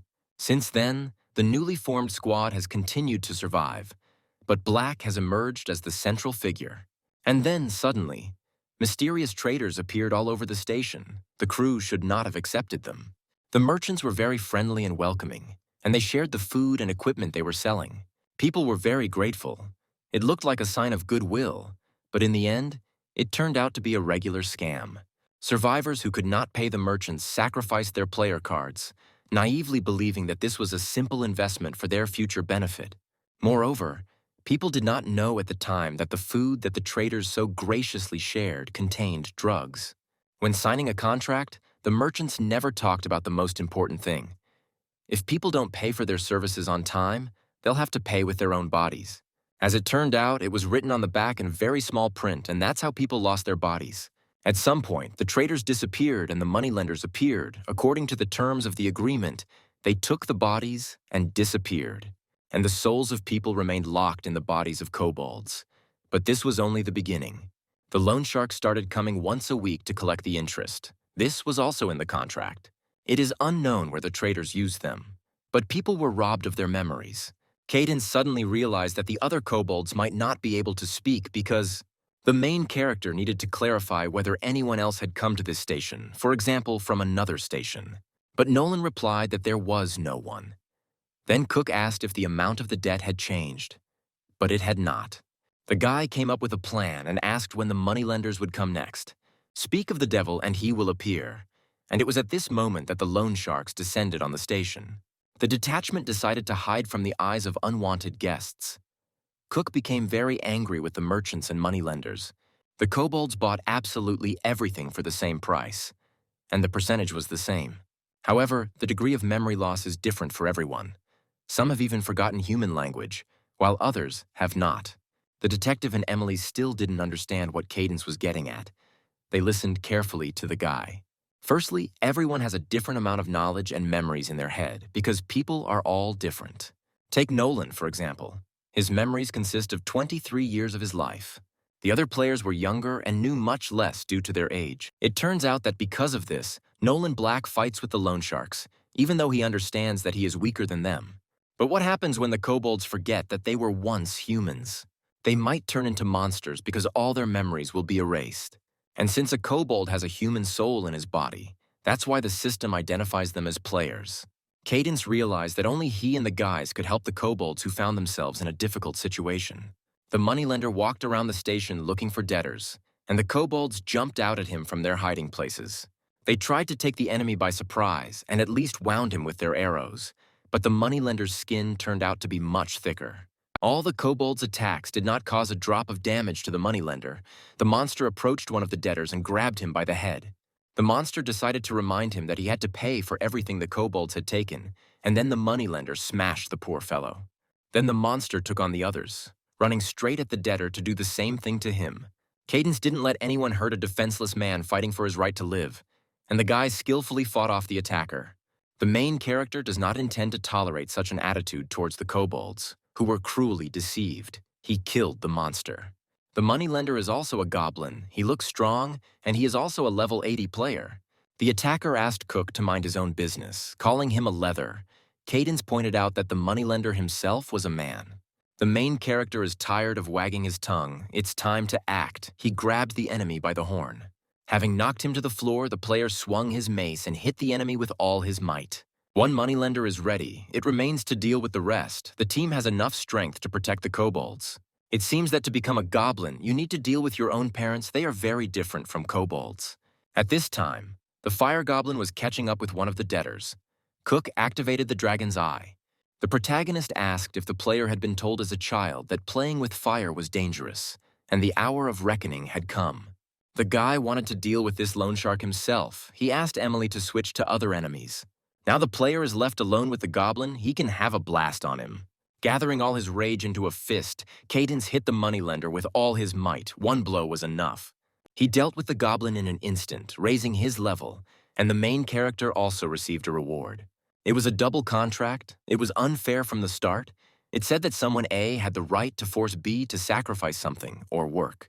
B, in turn, is obliged to pay all kinds of bribes or give money. The merchants must have hidden the contents of the contract using a special item. The squad managed to deal with all the moneylenders. At the moment, the kobolds are not in any danger. At least, that's what the guys thought until a pink glow appeared around them. Apparently, the souls of the players. The kobolds also fell under the influence of an unknown spell, their souls leaving their bodies. The squad was confused about what was happening, but they were able to protect people from the attack of the usurers.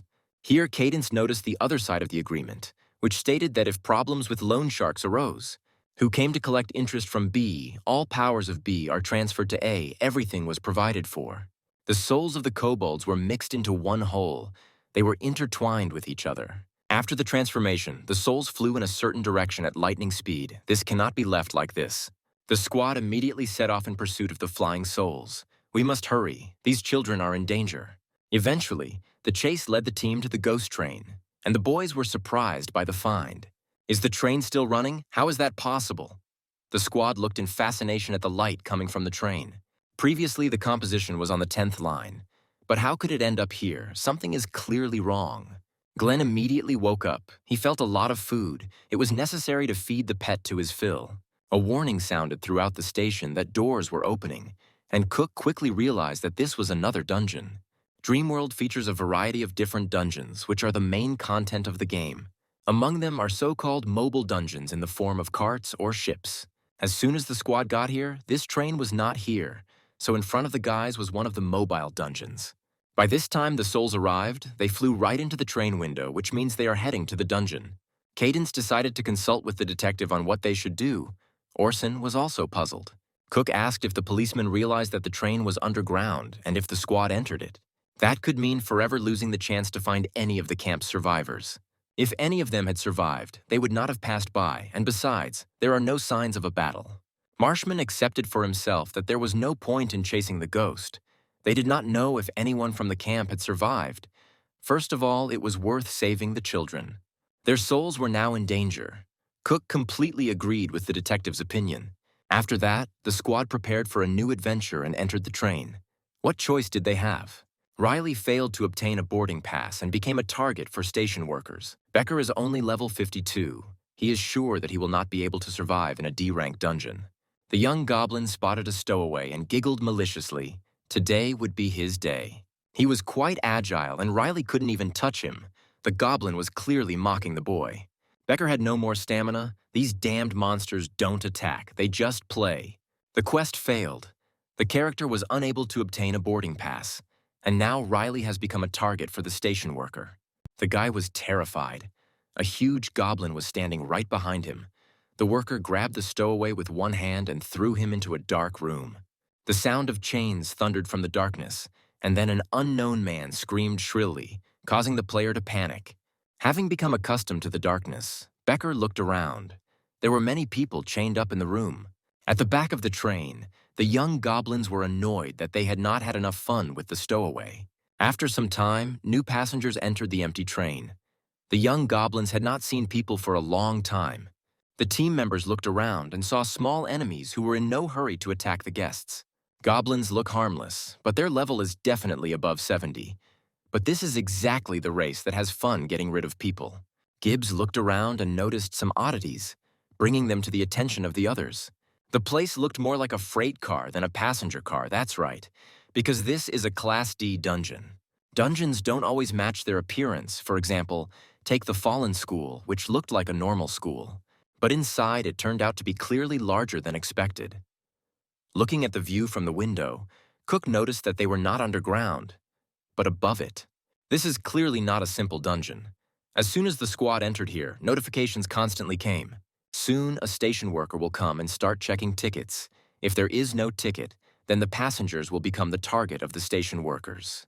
This is a themed dungeon, and in order to clear it, players must understand the rules that are unique to this particular location.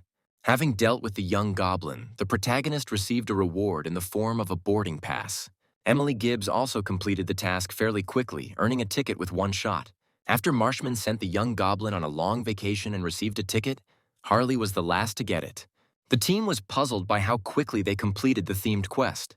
The happiness didn't last long, as Cadence demanded that the squad throw out the tickets. They don't have time for a full-fledged raid. Apparently, the station worker starts catching stowaways. He starts at the back of the train, so why don't the boys lure him in? Glenn happily disposed of the tickets. Gibbs guessed that the main character was going to use them as bait. The squad does not know where exactly the children's souls are. And in order to find out and survive, they need to act unpredictably, because this is the only way they can catch the station employee. Francis wondered what to do with the young goblins who were hiding in the corners. He thought that the goblins were afraid of Mr. Carl, but Cook was smarter. The quest failed. The players became a target for the station worker. The station duty officer entered the tail section, and it was from him that the small goblins hid in the dark places.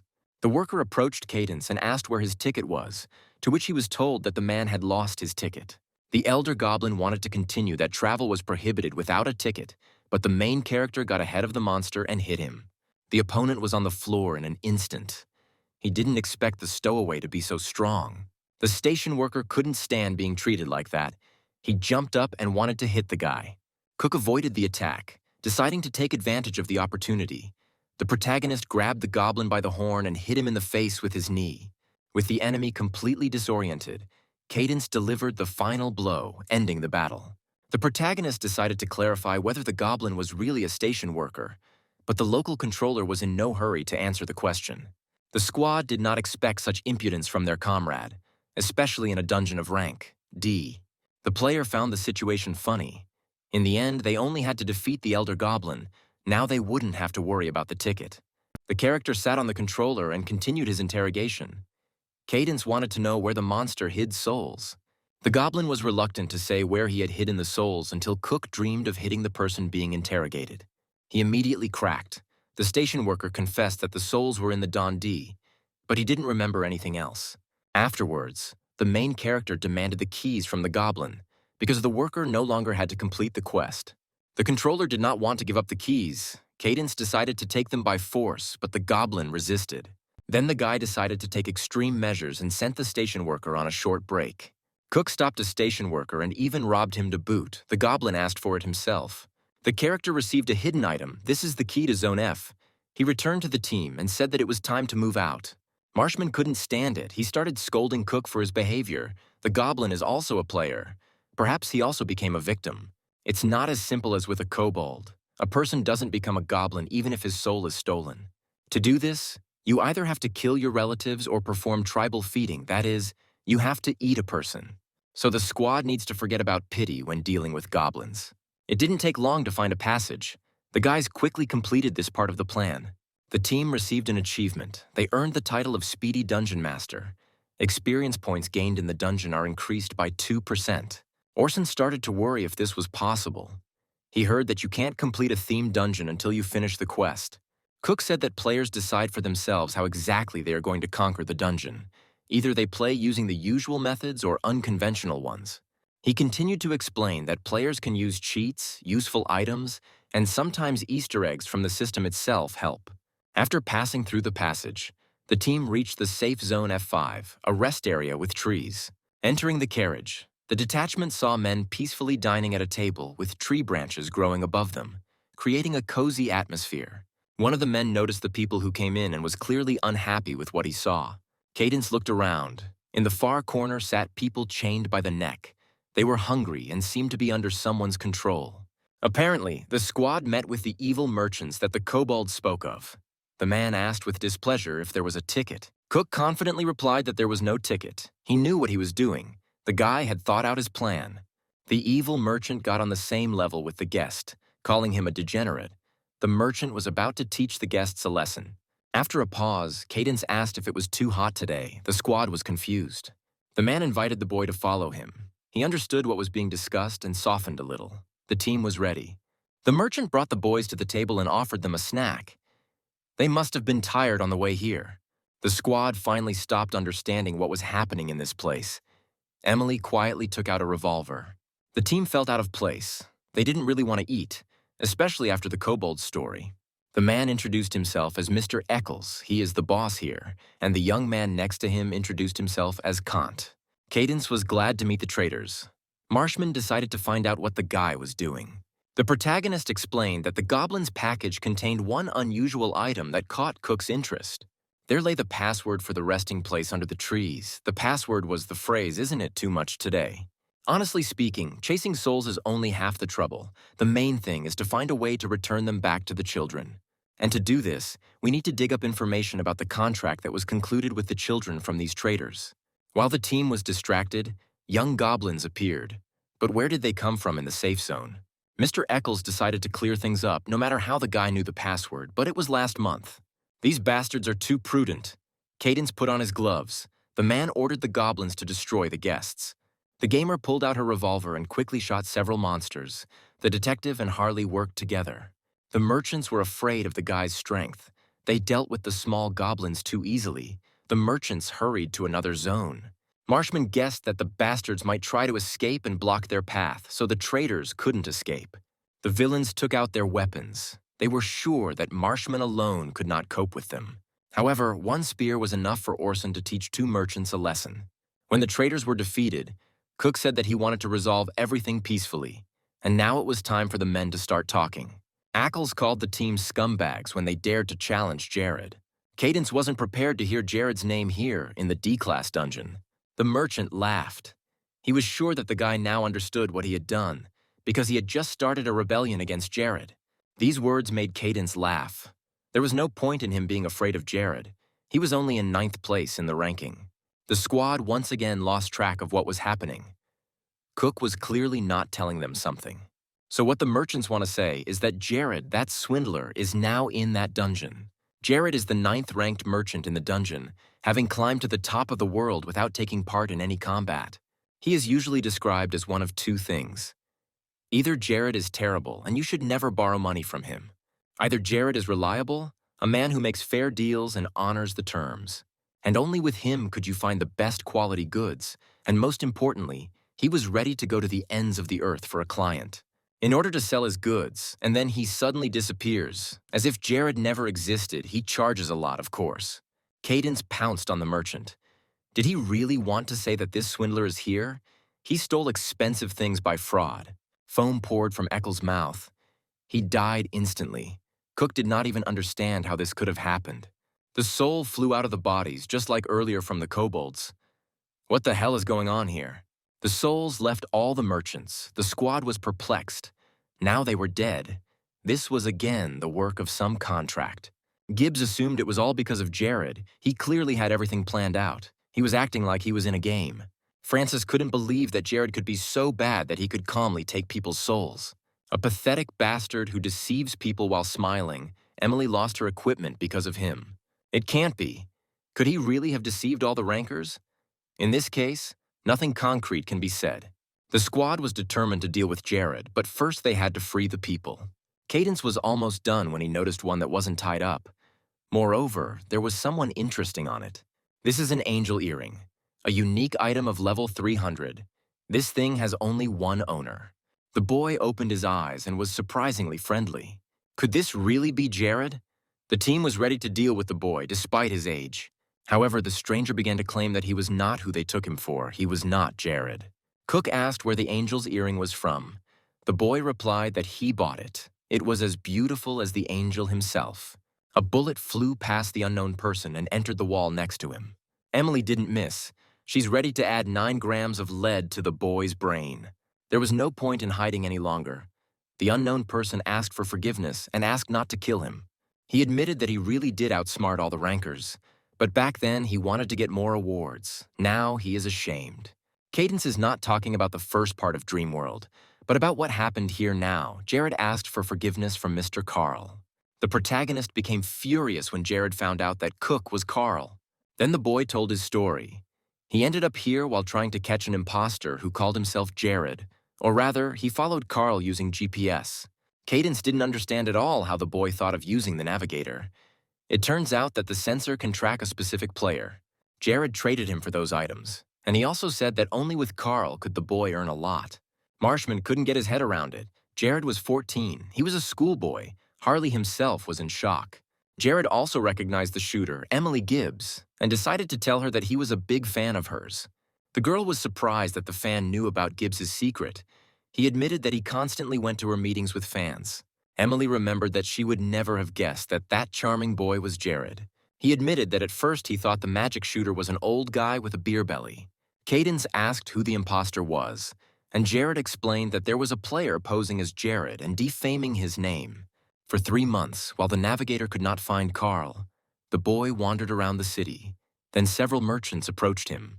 They told us that there is a second Jared who is defaming the name of the real ranker. The terms of the contract with them looked suspicious, but the schoolboy agreed anyway. They said that with the help of the angel earring, the contract could be terminated. Then Jared realized that they could make good money and followed them to find the imposter. And Mr. Eccles himself came here to join the auction house that the imposter is organizing. The house is some kind of storage, similar to the black market in the recently opened D5 district. There will be various rare items there. It turns out that they were going to sell these people there. They are now as if unconscious. Jared decided to find out if there was an alert when the traders died or not. They are red players. After death, they should drop items and give experience, like with monsters. But they are still alive. They just left their bodies. Their souls were transferred to another place. In other words, these people are something like vessels for souls, an additional life. And the organizer of all this, the people called him the owner of the goblins, but this is the same false Jared. Emily was surprised how he could be the owner of goblins, since they were impossible to subdue. Goblins have their own hierarchy. Each of them carries out the commands of the one above them. The only and most powerful goblin rules over the rest. His name is Luther. But the owner of the goblins was able to subjugate even the king of these creatures. But it was precisely because of them that all this began. So, we need to find the owner. The squad should hurry. Apparently, the squad is now not far from Zone E. Jared suggested a shortcut. It would take a long time to explain. He will tell you everything along the way. The shortcut was over the top. The team climbed onto the roof of the train and began their journey. Cadence wasn't thrilled with the solution, but the method was pretty quick. Jared knows which train car goes to the black market, and by refusing there, he could learn more. A notification popped up with a hidden task, but the student said that this was a safe path. The monsters are approaching. They must prevent the squad from reaching the desired carriage. These monsters are too agile. The guys will have to work hard to defeat them. Cadence put on his spiked gloves and prepared for battle. Jared warned that these monsters are ghosts and physical attacks do not work on them. Then the main character activated the skill of calmness. Now he can deliver attacks that concentrate all the mana at the point of impact. Thanks to the schoolboy's hint, Cook easily defeated the Spectra. All that was left was to get rid of the rest. But something strange started to happen. The guy heard Jared's voice, but he was nowhere to be seen. The schoolboy was behind. He can make almost everything invisible, which is why he was nicknamed a mirage. Now it is more important to understand how exactly to deal with these ghosts, and as quickly as possible. Cadence laughed. Was the boy really afraid that the monsters would defeat Carl himself? But there was another problem. If you get rid of all the ghosts, their mother will appear, namely a Banshee rank D. All this time the shortcut was really here. Cook needs to warn his comrades. Emily had a hard time dealing with the ghosts.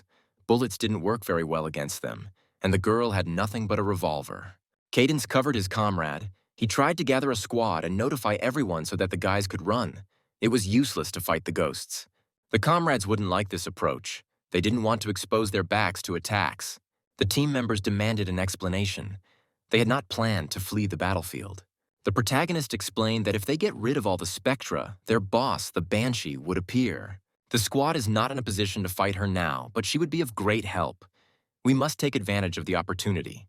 A little later, Francis again acted as bait for monsters. His defense decreased by 7%.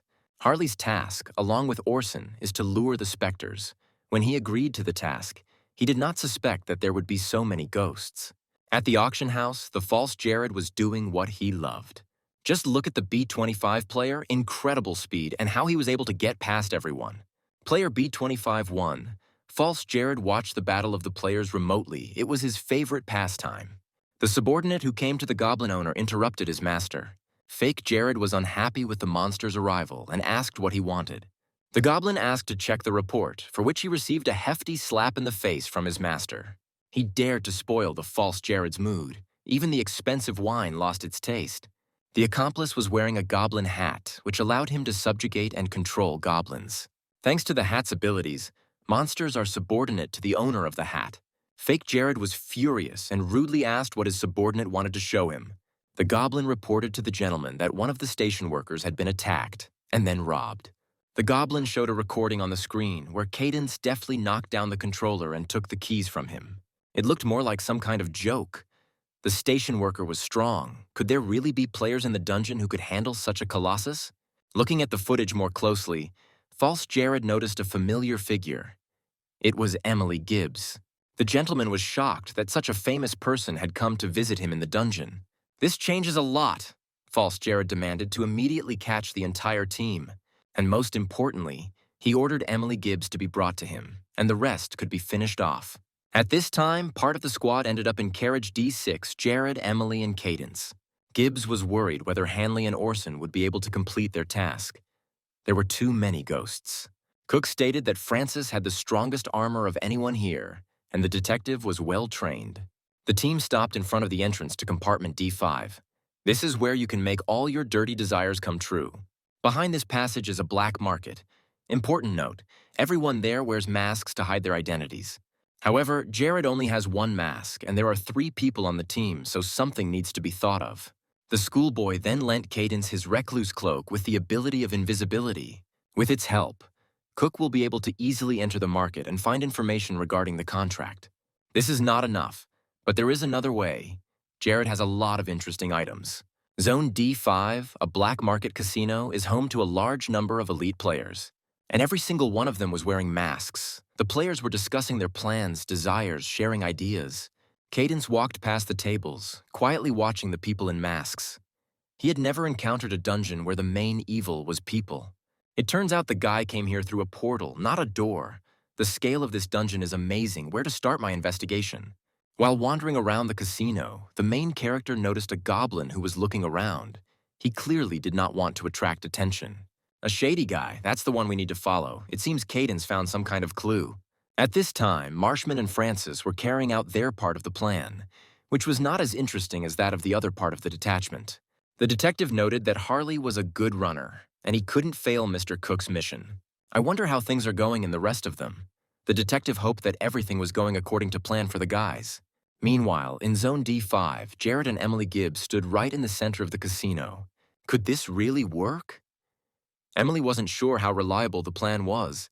The goblin stood in the way of the guys. He mistook them for traders and decided to find out what goods the players were going to sell.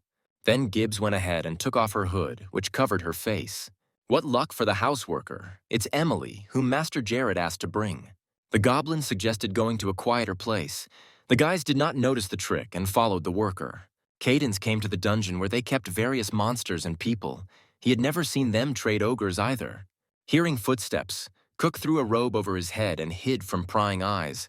And now more victims of the contracts have arrived. The prisoner's face turned out to be too familiar. It was Riley. The main character quickly remembered his comrade. Luckily, he's still conscious, but he looks very bad, and the time to save everyone, including Becker, is running out. He had to tell the detective, but a little later, there were other things to do now. Cadence mentally asked Riley to wait a little. Now we need to find a goblin who is aware of all the local affairs. The guy began to look around. A red prison worker caught my eye. He was very suitable for this role. Cadence threw off his cape and attacked the prison worker, something the goblin was not prepared for.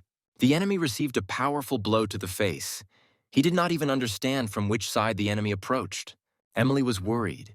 She asked Jared where the goblin was taking them. The schoolboy suggested that he was taking them to the auction house. The high doors opened in front of the guys. They came. Jared thanked the worker. Opening the door, the light fell directly on the one the schoolboy had been hunting all this time.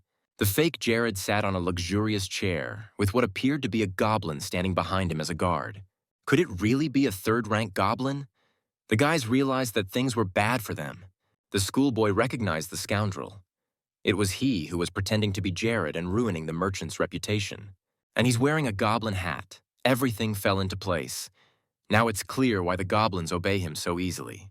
The Goblin Lord recognized the girl, and his subordinates quickly completed their task. Jared's thoughts were on the hat, which he knew was not how it was used. Fake Jared was furious. He demanded to bring only the girl. What is this hamster doing here? Apparently, it was too much for this worker, so Jared falsely ordered Luther to get rid of the unnecessary trash. Jared asked to give him a little time. He wants to talk to the main merchant of the dungeon. The Goblin Lord motioned for Luther to stop. It seemed the boy knew who he was. Jared said he knows. Any merchant knows the main merchant of the dungeon. So, the boy didn't just show up here for no reason. Fake Jared likes this kind of thing. He offered the schoolboy to have a drink with him. The player agreed. Who was he to refuse the fake Jared? Besides, he had such serious security. The guests sat down at the table hesitantly. The chief merchant asked them to relax. There was no poison in the wine. Then he asked why the hamster was looking for him. Jared wanted to talk about an exclusive sales agreement. The client would like to receive high-quality goods, but without having to deal with an auction house. The Goblin Lord said that this would require a lot of money, so Jared offered a tidy sum. 10 million gold. And when did the schoolboy manage to earn so much? Although what's surprising, he is Jared, the 9th place among all the dungeon traders. However, this was not enough for the Goblin Lord. He wanted a more reliable client. Unfortunately, the guys can't reveal his identity. It's enough for the fake Jared to know that the client is a very famous person in the Ark. The stranger's words interested the chief merchant, which meant the Ark. It must be about him. Did this trick with throwing in a famous name really work, and did the false Jared get hooked? The Goblin Lord asked his subordinate to bring the prepared papers. Hearing about the prepared papers, Jared became wary. The chief merchant reassured the guest. He just knew that they would try to contact him. The schoolboy still decided to sign the contract. It was a huge mistake. Who better than him knows that you can't trust a merchant? A chain appeared on Jared's wrist. The chief merchant asked not to be offended. He wanted at least some guarantees that he would not be deceived. The double contract was activated. Jared's body became the property of another person. the inventory also became the property of another person. A player named Jared now has control over Nick Collins' body. But the Goblin Lord was very wrong. He was not the only one who took care of everything in advance. Something terrible started to happen. Pieces of the ceiling started to fall to the floor. Fake Jared was in a panic. And this is already Nick Collins' guarantee. Ghosts began to fly into the room. One of the spectra held a sword to the chief merchant's throat. He wasn't the only one who knew how to play a double game. As soon as the false Jared uttered Luther's name, the third-rank goblin dealt with the ghost. Did the guests really hope to deal with Luther with the help of a pathetic spectrum? The chief merchant gave the order to the goblin to finish everyone off, and he also got his other subordinates involved. Harley and Orson arrived at the scene just in time. Their plan worked perfectly. Fake Jared was furious. He activated the double contract. The schoolboy's body began to glow. But the chain on Nick's hand broke. He felt fine. The Goblin Lord was perplexed. False Jack couldn't understand how the boy got rid of the contract. But Collins replied that the contract simply disappeared. Although Jared is just a fake, in his place, Nick would be worried about something else. The chief merchant's ward destroyed all the ghosts, thereby summoning her. Next to false Jared is the Harbinger of Death, the mother of Spectra, aka the Banshee. The prison guard was lying on the floor. He had taken a good hit on the head from the guy. Cadence couldn't wait forever for the goblin to come to his senses. It was time to answer questions if he didn't want to lose his horns altogether. First, Cook found out where the contracts were kept. They were kept by Mr. Jared. The goblin revealed that he was actually a player, but was tricked into becoming a goblin, and because of Jared's hat, he has no choice but to obey orders. However, Cadence knew this. He defeated the goblin, the second-class guard, and moved on. Now we need to hurry and help the others deal with the Goblin Lord. The Banshee looked quite menacing. She is a ghost that came from hell. Her special skill is howling. The guys heard different voices, probably the screams of dead people. This is how the boss disorients the enemies. This ghost was useful to the group as an ally, but suddenly the screams stopped. It turns out that the false Jared is able to subdue even such ghosts. The squad made a mistake. On command, Luther rushed into battle with Banshee, an incredible shockwave. Collins even had to use a barrier. The other goblins couldn't withstand the shockwave, but it's good that the squad was able to stop it with the barrier. It seems like the team can't even get into this fight without his help. Towers called Luther a king without a kingdom. As it turns out, the ghost boss is very fast and able to block many of his attacks. At this rate, she would easily defeat him. Suddenly, the Goblin King's chain broke. Fake Jared yelled at the goblin that he was a pathetic freak and that he needed to fight better or the Banshee would win. The master ordered Luther to protect him. Then the goblin entangled the Banshee with a chain and threw her aside. The ghost boss was defeated, after which false Jared ordered Luther to swear allegiance. Looking at the broken chain, the Goblin King headed towards the boys. The master ordered to finish them off. The gamer opened fire on the monster with a revolver, but it regenerates too quickly. Emily's level is not enough. Just as Luther was about to attack the boys, his hand fell to the floor, cut off by someone. Cadence managed to protect his squad in time. His comrades were glad to see the #1 ranker. Cook hoped that the Banshee would at least be able to put pressure on the goblin. There was something interesting lying there. The protagonist returned the robe to its owner and rushed towards his goal. The Goblin King can fight well even without an arm. That's truly the power of a third-rank goblin. The detective suggested leaving the king to Cadence. He would certainly cope. We need to deal with double contracts. Nick Collins opened his inventory and took out the sheets. These were the very contracts. False Jared didn't understand how his items ended up with the real Jared. Nor did he understand how the schoolboy outsmarted the merchant. Angel Earring, anyone who dares to lie to the owner reflects their lies against themselves. Player Nick Collins has the right to dispose of Jared's things and body. A chain appeared on the wrist of the false Jared. The boy showed the contract to his accomplice. Now all his things and even his body belong to Nick. Why is he so surprised? It's written in the contract. Now the false Jared has become Nick's slave, which means that the hat that controls the goblins no longer belongs to the accomplice. The schoolboy took the hat from the head of the former Goblin Lord. Now the criminal is deprived of all his trump cards. Collins wondered what Jared's partner would do this time. He was furious. False Jared ordered his worthless degenerates to move and kill the guests. Francis asked Nick to quickly put on his hat and become the Goblin King, but this is impossible. Existing goblins are subordinate to their original master. They are connected to him by their souls. But there is one way out. It is to defeat Luther, then the goblins will stop obeying the false Jared. The Goblin King is too strong. With one blow, he threw Cadence into the wall. The strongest Class D monster, Cook is obliged to defeat him, despite the fact that he is no match for the goblin. Maybe it will work if you try to knock down the goblin boss. I have to try. Collins shouted to his comrade that he had the hat that controlled the goblins. If you defeat the monster, it will become the Goblin King itself, and no one will be able to control it. Fake Jared chuckled. Did the guy really think he could defeat a ranked monster with the help of this stick? Luther received an order to destroy the annoying enemy. The goblin is ready to fulfill the master's order. The goblin boss prepared to attack the human, while Cadence prepared the banshee's ghost scythe. The monster's blow was stronger than the protagonist could withstand, so he activated the dragon's eye. Now he can see the chains that are chained to the boss's soul. All that remains is to cut them. The goblin turned out to be too heavy for the character. He still wouldn't be able to fight the boss for long. With such a strong opponent, you need to hit a specific point. You will need a sharpshooter here. Emily Gibbs was ready and fired straight at the goblin leader's head. Fake Jared found it funny that the humans were seriously hoping that they could defeat such a powerful enemy with one bullet. At this moment, the criminal's body itself flew into the air. The new owner controls the player's body, Jared. The goblin leader was heading straight for Emily, but his master was in the way, and the monster hesitated. The best moment to break the chains that keep the boss out of control. False Jared demanded that his subordinate finish off the guests, but he did not move. Now the contract with the monster is invalid. After activating the dragon's eye, the protagonist broke the chains. Therefore, the main target of the Goblin King was the former owner who deprived the boss of freedom. As a goblin, he swore allegiance to the king. He had to follow any orders without question. However, this natural connection caused a lot of pain. Now the false Jared is not the king. Finally, the chief goblin was free. His roar was enough to make the others kneel. The monster killed his former master with particular cruelty. He had long dreamed of this. Now it was Cadence's turn, but he asked to slow down. Why should the opponents waste their energy? There was no point in them fighting. This arrangement did not suit the goblin leader. His only desire was to kill. Cook had no choice but to put on the goblin hat and receive the title of Goblin King. The guy asked the monster for forgiveness, but there was no other way. The goblin himself did not agree to a truce.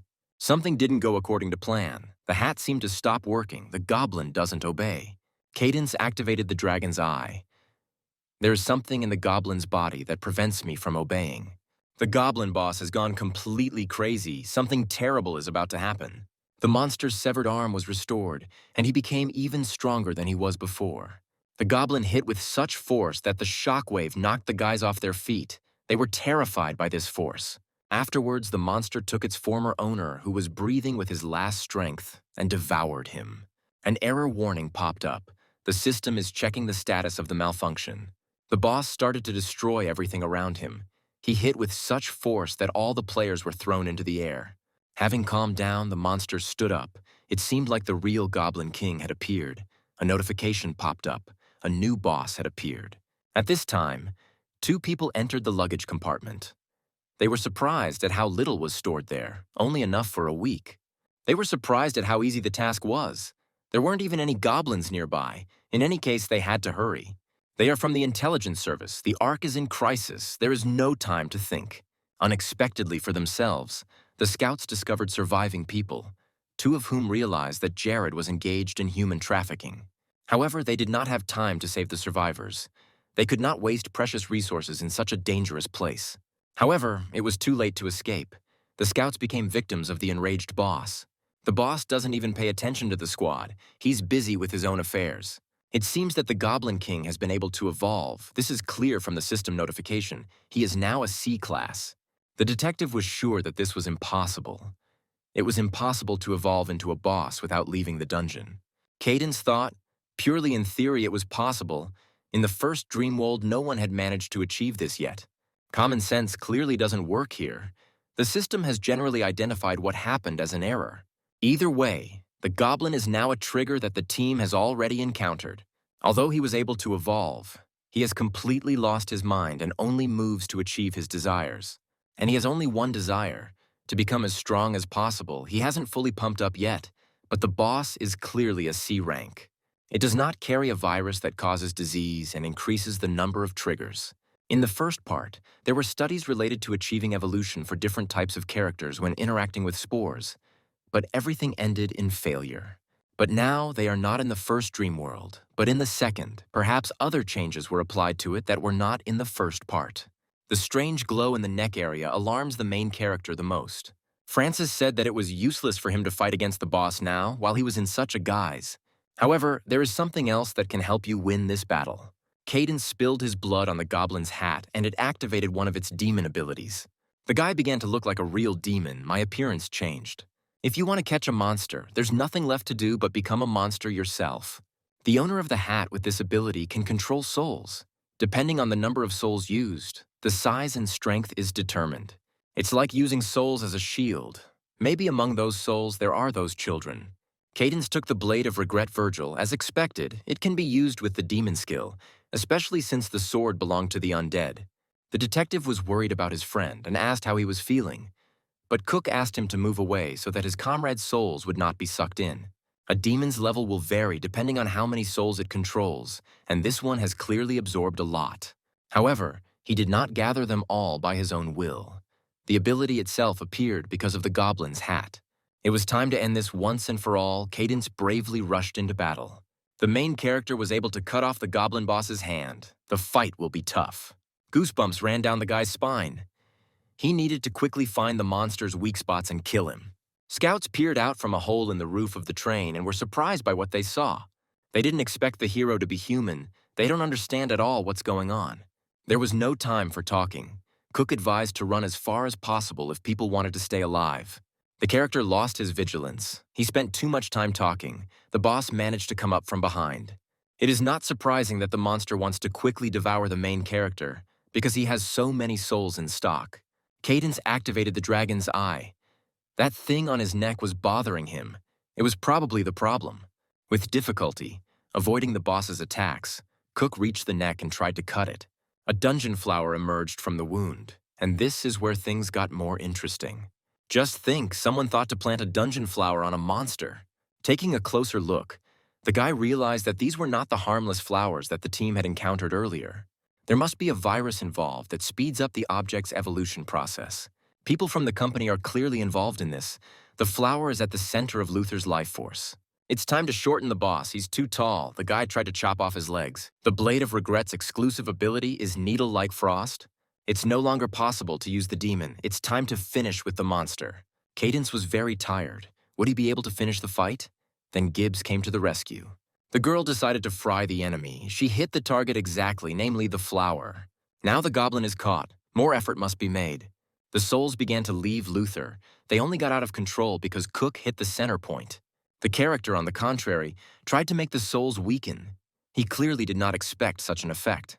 If there are too many souls of the accumulator, they may begin to try to find a vessel for themselves.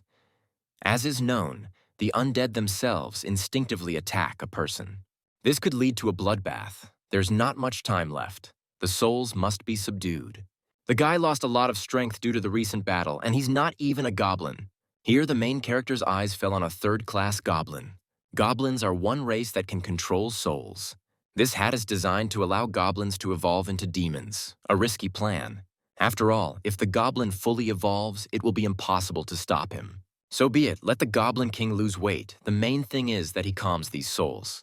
There was a strange sound. It seems like goblins started hunting their own. Just think, eating so many souls, because of the desire to become stronger. All eyes are directed to the goblin hat. These monsters used to send souls to the country world. However, each of them wanted to become stronger by eating their own brothers over and over again. Eventually, someone created the Goblin Cap to control all this madness. The souls screamed and blamed the Goblin King, but he himself did not want to be one. The king asked to leave him alone. The Goblin King did not wish to live any longer, but he heard a request to calm the souls. The goblin looked around in confusion, searching for a voice, and saw Cook. Finally, people remembered why they needed a hat. To stop the monster, the man used the demon's ability. This man is the real owner of the hat. The goblin was ready to carry out the order. The monster began to consider Cadence its master, the Goblin King. In the train carriage, the scouts tried to escape from the ill-fated dungeon. People couldn't understand what they saw. The monster looked like the boss, the Lizard King from the Class C dungeon.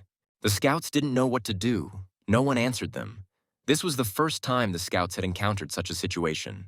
Sundance stopped, remembering the words of the man who looked like a monster. The man decided that the best thing to do would be to return to the Ark. Rail was indignant. Shouldn't the scouts at least check if people are alive? Chuck replied that they needed to leave this hellish place as soon as possible. Bug was upset. The ceiling began to crack again, and Sundance ordered them to leave if Rail wanted to stay alive. It was too late to run. The ceiling had collapsed and the fragments flew straight at the scouts. Chuck gave the order to run while they were alive and could still escape. Cadence fell lifelessly right in front of the people. He was unconscious. Sundance asked Bug to check if the guy who fell out of the sky was alive. A monster with glowing eyes immediately appeared and told people to get out of here. The scouts were panicked, but then they got a better look at the monster. The little monster tried to scare strangers away from someone dear to him. It turned out to be a baby goblin.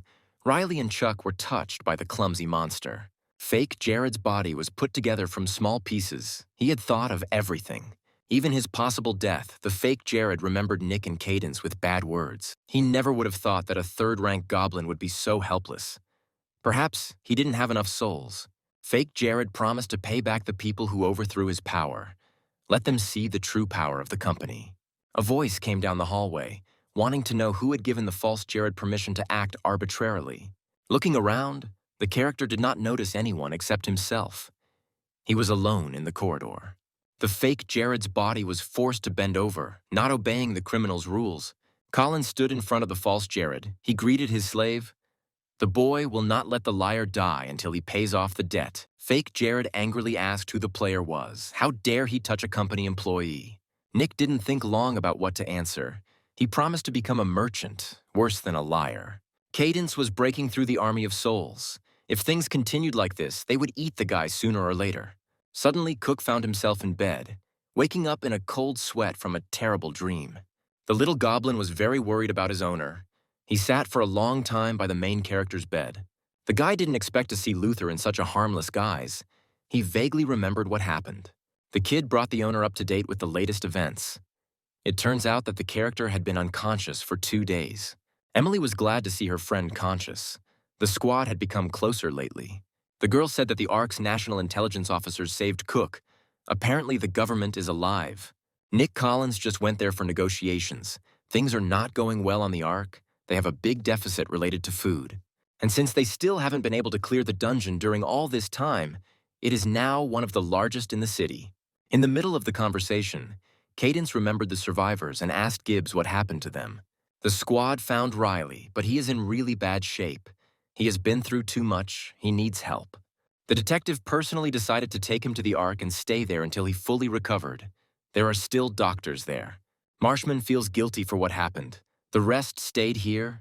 There is no other way out for now. We need to gather strength. The little goblin was waiting for new orders from his master. Cook asked what happened to the children's souls. The subordinates saved the desired souls. They are in perfect order, but for now it will not be possible to return them. All the souls inside the hat are mixed up, so it is impossible to choose or pull one out, and the goblin's hat does not belong to the baby. As long as the master lives, the goblin's hat belongs only to him. It's all very strange, starting with the fact that as a monster, Luther's name is highlighted in white. The little monster probably lost most of his powers trying to put the souls to sleep, so there's no point in giving him a hat. But there is another way out. For this, Cadence needs to have more royal grandeur. Nick Collins knows what Luther is talking about. The boy came straight from the Ark.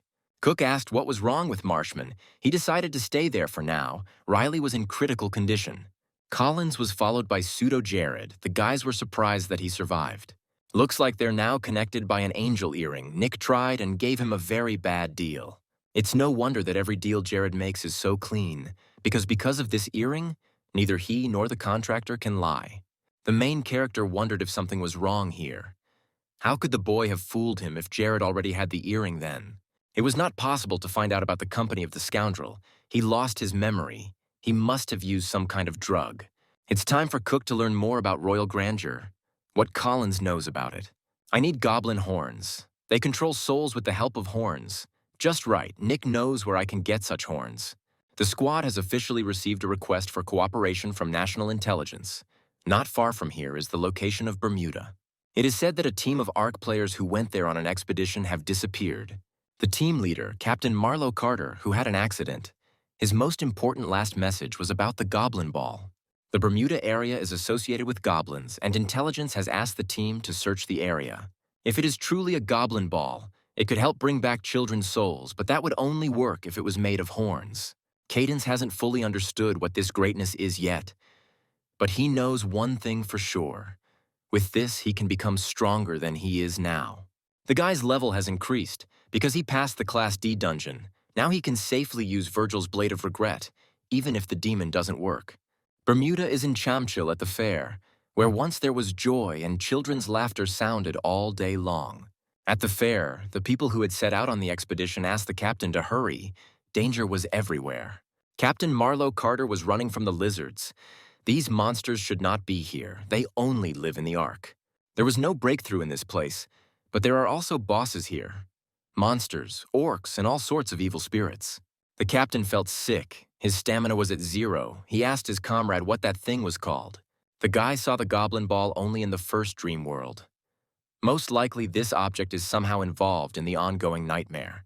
There's no way that monsters can carry around any equipment that doesn't suit their stats. Steve Alford was concerned about the captain's condition. His life was in danger now. This was more important. We had to think about how to return.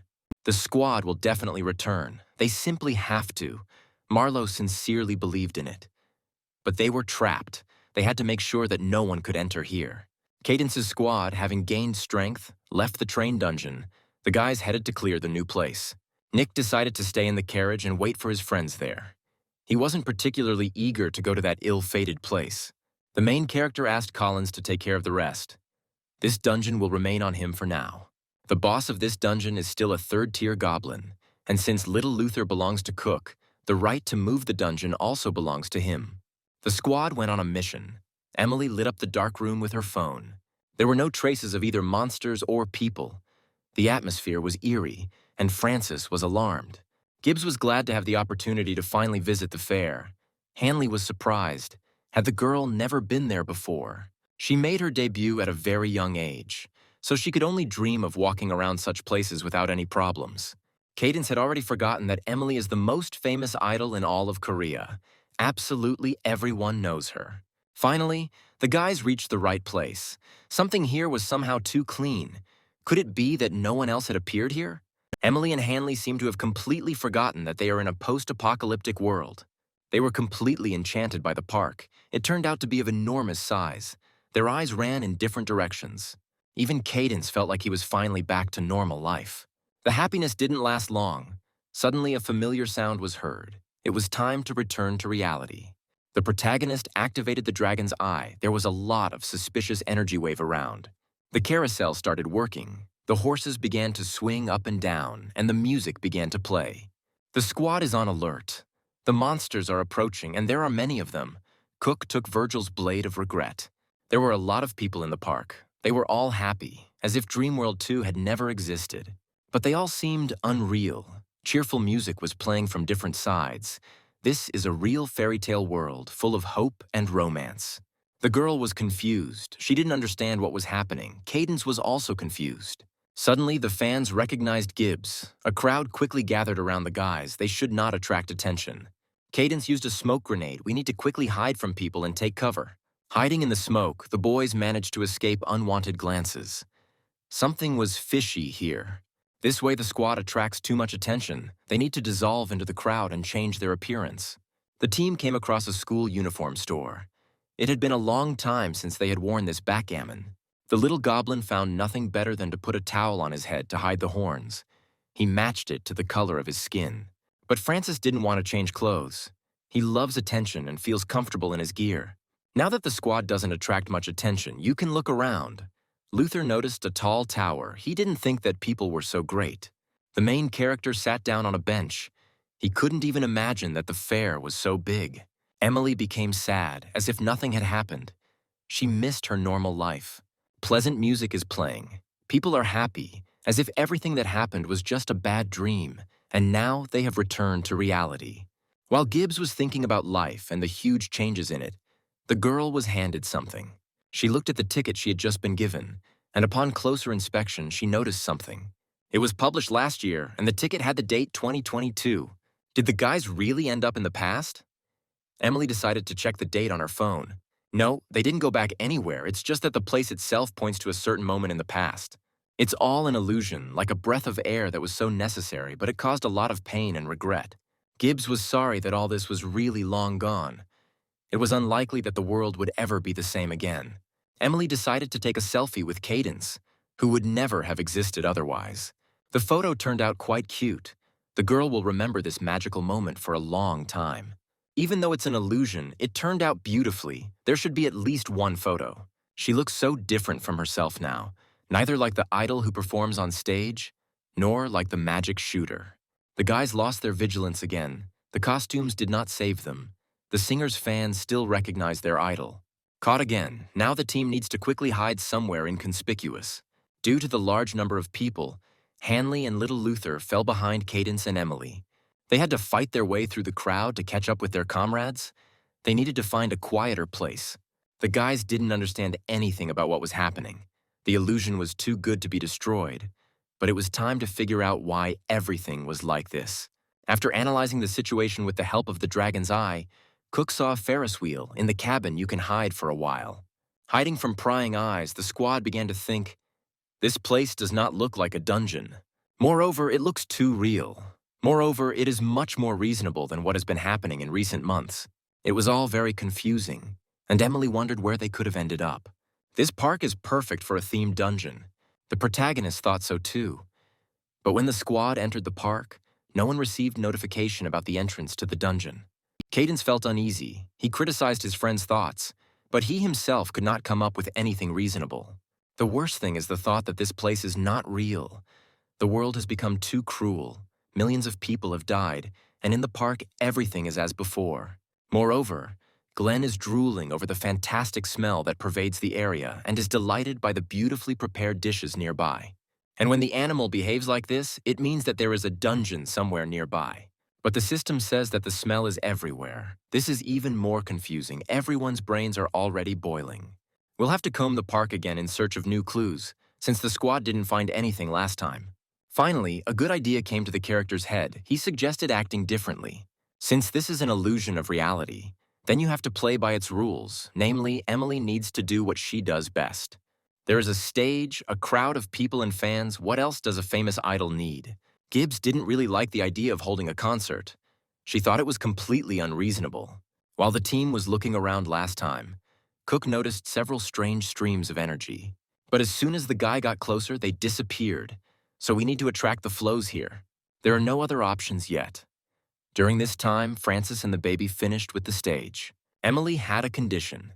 If the team was going to give a concert, then everything had to be at the highest level. Even though it is an illusion, the people here believe that everything is real. Cadence liked this approach. He knows Gibbs well as a shooter. Now he has the opportunity to get to know her as an idol. Smoke appeared on the stage. The spectacular performance began. The idol is ready to give her concert. What was happening on stage instantly attracted the attention of the audience. The characters recognized the motives of Gibbs's song. People started whispering. Someone said that they saw Emily in the park today. Then the idol came out on stage. The girl missed the stage and was glad for such a sudden opportunity. The crowd of fans began to shout the idol's name, and Gibbs felt at ease. All the people from the park came closer to the stage, and a large crowd of people formed. As soon as everyone started singing, it was immediately obvious that the most famous singer was performing. Even Francis began to involuntarily sing along to his comrades' songs. He was glad to attend her concert. It's time to work. The main character activated the dragon's eye. He needs to find the reason for all these oddities. Emily can't be the only one trying. The girl is clearly nervous, despite the fact that the performance is not real. And here the energy flows appeared. As the guy expected, they appeared with a large flow of people. Looking closely at the crowd, Cadence noticed that streams of energy were concentrated around large plush toys. These toys were both at the entrance to the park and on the carousel, but the character did not draw attention to this. They always appeared exactly where people gathered when they saw Gibbs. Maybe they don't like this attention. The main character warned his comrades that the enemies are close. The toys took out their weapons and walked purposefully towards the squad members. The toy dog walked and whispered under its breath that guests should ride the rides. The behavior of the guests and their unauthorized concert infuriated the monsters. The guys should not have interfered with their work. Cadence didn't let the monster attack his comrade. He effectively struck the monster. The guy asked not to interfere with the performance of the most famous singer in Korea. This arrangement did not suit the opponents. They intended to eliminate the violators. The teddy bear prepared to attack the idol's guard. The character was looking forward to the battle. Suddenly, the same sentence began to be repeated throughout the park, as if it had become stuck. "Welcome to the fair, welcome to the fair, welcome to the fair." Over time, the announcement began to repeat intermittently, and people began to disappear. The sweet illusion melted before our eyes. The sky around darkened. The world lost its colors. The squad returned to harsh reality. Emily was angry, whoever was behind this. This was too cruel a pseudo-reality. The calm before the storm was over, and returning to the second dream world was unpleasant. Ahead of them, a bunch of monsters rushed towards the squad. Some of them, surprisingly, were in armor. Cook has pulled out his Virgil's blade of regret. Time to send these monsters into oblivion. The squad leader asked the boys to be careful with the monsters. It is unknown what they are capable of. The team finds themselves in a monster party-themed dungeon, and things are now much more realistic. The dungeon wishes the guests a joyful and happy day. This is not the kind of entertainment the squad wanted. Cadence doubted if this was really a dungeon. The events that had happened were too strange. There must be a reason for all this, to explain all these oddities that defy logic. Having activated the dragon's eye, the captain noticed a plush bunny behind the crowd of monsters, meaning the toys had not disappeared. The hare was holding something strange in his hands. Perhaps this was the goblin ball that the team had come here for. As soon as the enemy noticed Cook's intense gaze, he immediately began to run. The guy rushed in pursuit. He couldn't let the hare escape in such a large park, otherwise the task would drag on. Cadence's plans were interrupted by Hanley, who could not cope with the monster bull and asked the captain for help. Little Luther also couldn't quite cope with such a number of monsters. His strength was not enough. Even for the magic shooter, there were too many enemies. The team needed its leader. The main character was at a loss. His goal was so close, but he could not abandon his friends. There was no choice. This time Cook let the hare escape, but not for long. He still has time to deal with the enemy. The guy can't let his people down.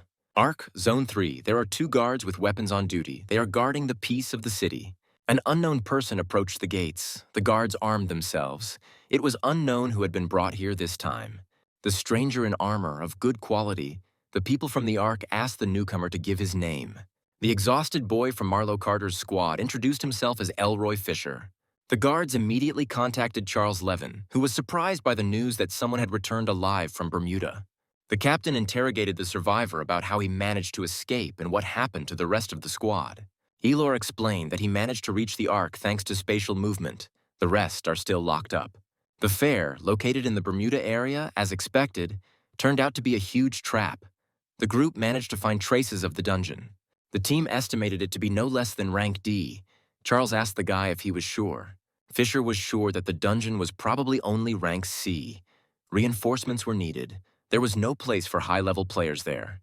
According to the guy, everything that happens at the fair is somehow connected with memory. The higher the player's level, the more toxic his memories become. The captain couldn't believe what he heard.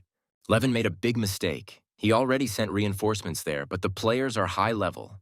About an hour ago, people from the company approached the fair's passage. They had their own plans for this place. This place never became a dungeon, although such attractions are perfect for this purpose. Gordon Taft, the commander of the third group, was hunting for Carl. He was not sure that the guy came here. However, his subordinate is confident in the data. Carl's squad captured the ghost train and arrived here. Taft would be perplexed.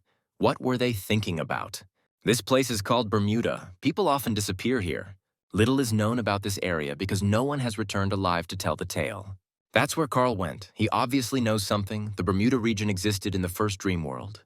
Gordon began to hope that the source of the great power he was chasing after was hidden here. The third group is sure that she must protect him from Carl at any cost. The squad confidently ran through the fair gates. They had no idea what awaited them ahead. Taft was prepared for any monster, but he was clearly not prepared for what lurked beyond the gates. The players were speechless. They did not expect to see an ordinary world with its bright colors. Carefree children ran around the park. Their gentle and innocent world had not yet collapsed. Gordon couldn't believe what was happening. His male subjects' mouths dropped open in surprise. People couldn't understand what kind of place this was. Everything here was completely different, untouched, real. The group leader held his breath, not thinking about the fact that he might miss the ordinary world. Those buildings at the entrance, outside the fair, looked completely abandoned. But here, everything is as if nothing happened. Taft ordered the group to follow him. He intends to figure out what's wrong with this place. In such costumes, the squad attracted too much attention from those around them. The players heard familiar tunes. It was Emily's concert. Gordon was convinced that Cadence was here. They rushed to the stage. The people from the company were obliged to stop Carl before he gained power. Before the group had time to reach the stage, the colors of the illusory world spread out and endless night set in. What was happening made me think. But there was no time to think about it. The place was still too strange. Before Taft could come up with a plan of action, a huge wolf pounced on the commander. Having come to his senses, Gordon took control of his emotions and dodged the blow. The commander took up his weapon. The red player killed the monster in cold blood with a blow straight to the head. You can't let your guard down. There were too many monsters. They came out of nowhere. We will have to fight. The captain ordered the group to prepare for battle. They would face tough battles with monsters. Taft was ready to fight when he saw Carl. He wanted to meet him so much, and now this long-awaited moment has arrived. Gordon didn't expect to see his target in such a guise. There was something demonic about it. Gibbs fought bravely against a huge pile of monsters. The magic shooter did her job perfectly. Little Luther noticed that Mr. Cook would meet people who clearly did not come to help.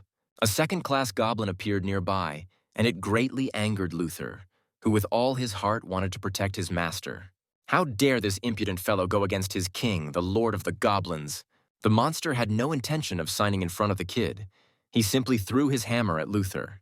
The third-rank goblin couldn't handle the blow. The baby flew back several meters and fell on his back. Luther couldn't believe that some bastard could defeat him. This was unacceptable. All goblins should obey him. Hanley couldn't allow his friend to be hurt. He grabbed the baby and ran away. Luther was unhappy with the rescue. He demanded a rematch. Francis explained that the monster would crush the mini-goblin with one hand.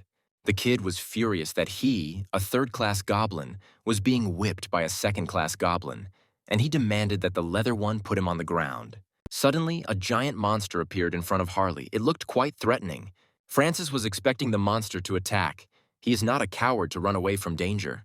The guy should have thought better about his decision. He wouldn't be able to stand up to such a strong monster. Emily, seeing her comrade's hesitation, ordered him to run away. Harley resisted at first, but Luther wanted to live on in this world for a while longer. Francis was surprised by the mini-goblin's desire to run away. He had just been eager to fight. Luther explained that now he is not as good at fighting as before. Most likely, Cook was right. While the third-class goblin tried to control all the souls, he lost his powers. However, Luther did not regret it, because he was following the orders of his goblin king. There was something wrong with Cadence. Francis sensed something was wrong with the situation. The main character activated the demon, but this time it was a little different, as if it wasn't Cook. In this form, next to Cadence, no monsters are scary, but then the guy tried to strike at Harley and Luther. The commander's behavior scared the boys. It was as if he really was becoming a monster. Harley couldn't believe that Cook didn't recognize his comrades and pointed his sword at them. The leader's energy was different from usual. Francis couldn't understand anything. Maybe he did something wrong. Then something strange happened. Another Cadence appeared. The real one. He fought the guys off from the fake Cook. The real commander asked the guys if they were okay. Luther didn't understand anything. There were now two kings who could be trusted. Cadence asked Luther to use the skill to make sure he was real and not fake. The kid activated the title of the Goblin King. Having identified the real one, he asked who the second player was who activated the demon. It was a good question. Unfortunately, the main character did not know the answer to it. He does not fully understand what is happening. Cook asked the guys to get ready. They would have to act quickly. The fake commander was preparing to attack. Cadence activated the dragon's eye to assess the situation. He noticed a crack. The protagonist used the skill Needle Frost and launched an attack against himself. The fake Carl was shattered into pieces, but this was clearly not the end. We must not let our guard down. The team had a moment of calm. They can breathe a little. They hardly have much time. The squad had a hard time. There were too many monsters. This place is teeming with oddities. Francis noted that it got dark too quickly, and the monsters were more active at night. Gibbs decided that it was better this way than fighting a whole horde. The team was worried about Cook's clone. They were like two peas in a pod, the same face. Ranker suggested that it was all because of the magical item, the goblin ball. Those toys were associated with oddities. After all, those incomprehensible waves began precisely because of that little thing that the rabbit was walking around with. Apparently, we need to find the criminal and take away the goblin ball. You can't trust anything you see here. Most likely, all the monsters are just an illusion.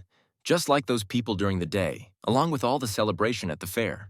Cadence realized that the reason all the illusions appeared was the memories of the squad members. After the squad gets off the ghost train, Cook no longer turns into a demon. So no one here could know that the player was once him, but the members of the squad remember it.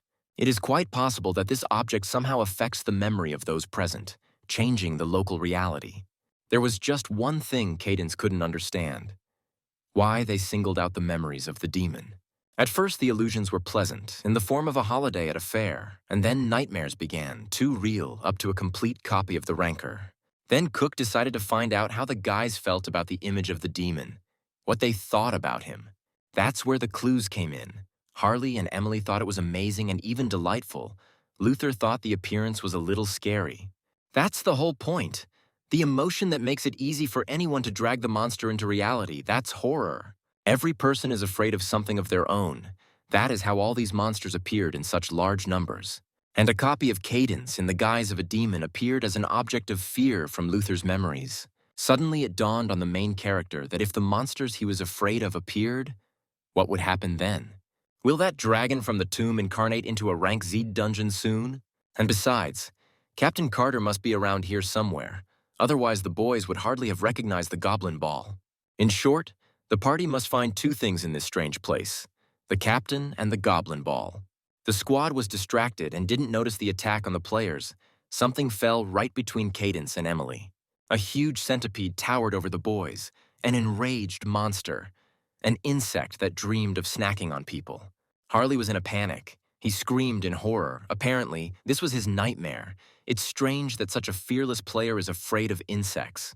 Francis was unable to fight. The group had to cover their comrade and finish off the monster. Gibbs decided to deal with the centipede. Such creatures do not scare her. It's a pity that no one has insect spray with them. The monster's weak point is the palate. You have to get closer to hit the target. Having chosen a more convenient place, the magic shooter emptied her entire clip into the centipede. The girl made many holes in the monster's sky. She did her job perfectly. The insect fell lifelessly to the ground. Cook approached Francis and asked how his comrade was feeling. When he was a kid, every time Harley's dad scolded him, he wrote his son down in a box, and these creatures were constantly crawling in there. Cadence was puzzled by this story. He would never have thought that Francis' father could film and treat him like that. There was no time to regret the past. Cook's thoughts were interrupted by Emily. Because of all this fuss, various monsters began to flock here, and the detachment's affairs are bad. The commander ordered the boys to prepare their weapons. The battle would not be easy. Francis heard a strange sound behind him. He looked back. What he saw left much to be desired. There was another monster there. All the team members turned around to look at the monster. There stood an aristocrat named Nozzle. He was not a player. This monster was here because of Gibbs. The girl hated this character because he reminded her a lot of a stalker.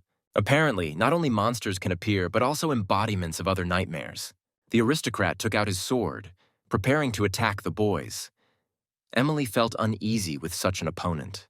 Cadence, looking at his friend, decided to take Nozzle on himself. This monster is not scary to him. Gibbs warned that the aristocrat was level 200, if not higher, but the main character didn't care. Cook came face to face with his opponent. Nozzle tried to strike the guy, but the hero dodged. Level 200 means that it is even interesting for the commander, a great opportunity to gain a lot of experience. The enemy is strong. It is even difficult to damage him. He is agile and easily dodges attacks. But what if he cannot be defeated? However, after some time, Nozzle made a fatal mistake by striking Cook again. The enemy opened up and the protagonist had the opportunity to strike the aristocrat straight in the heart. Nozzle was defeated in an instant. Gibbs could breathe a sigh of relief. It was time to deal with the rest. Just as the team was about to set off to find Commander Marlowe, Emily suddenly noticed a rabbit. The attacker stood on a high platform. He was clearly a red player, and he had his own game.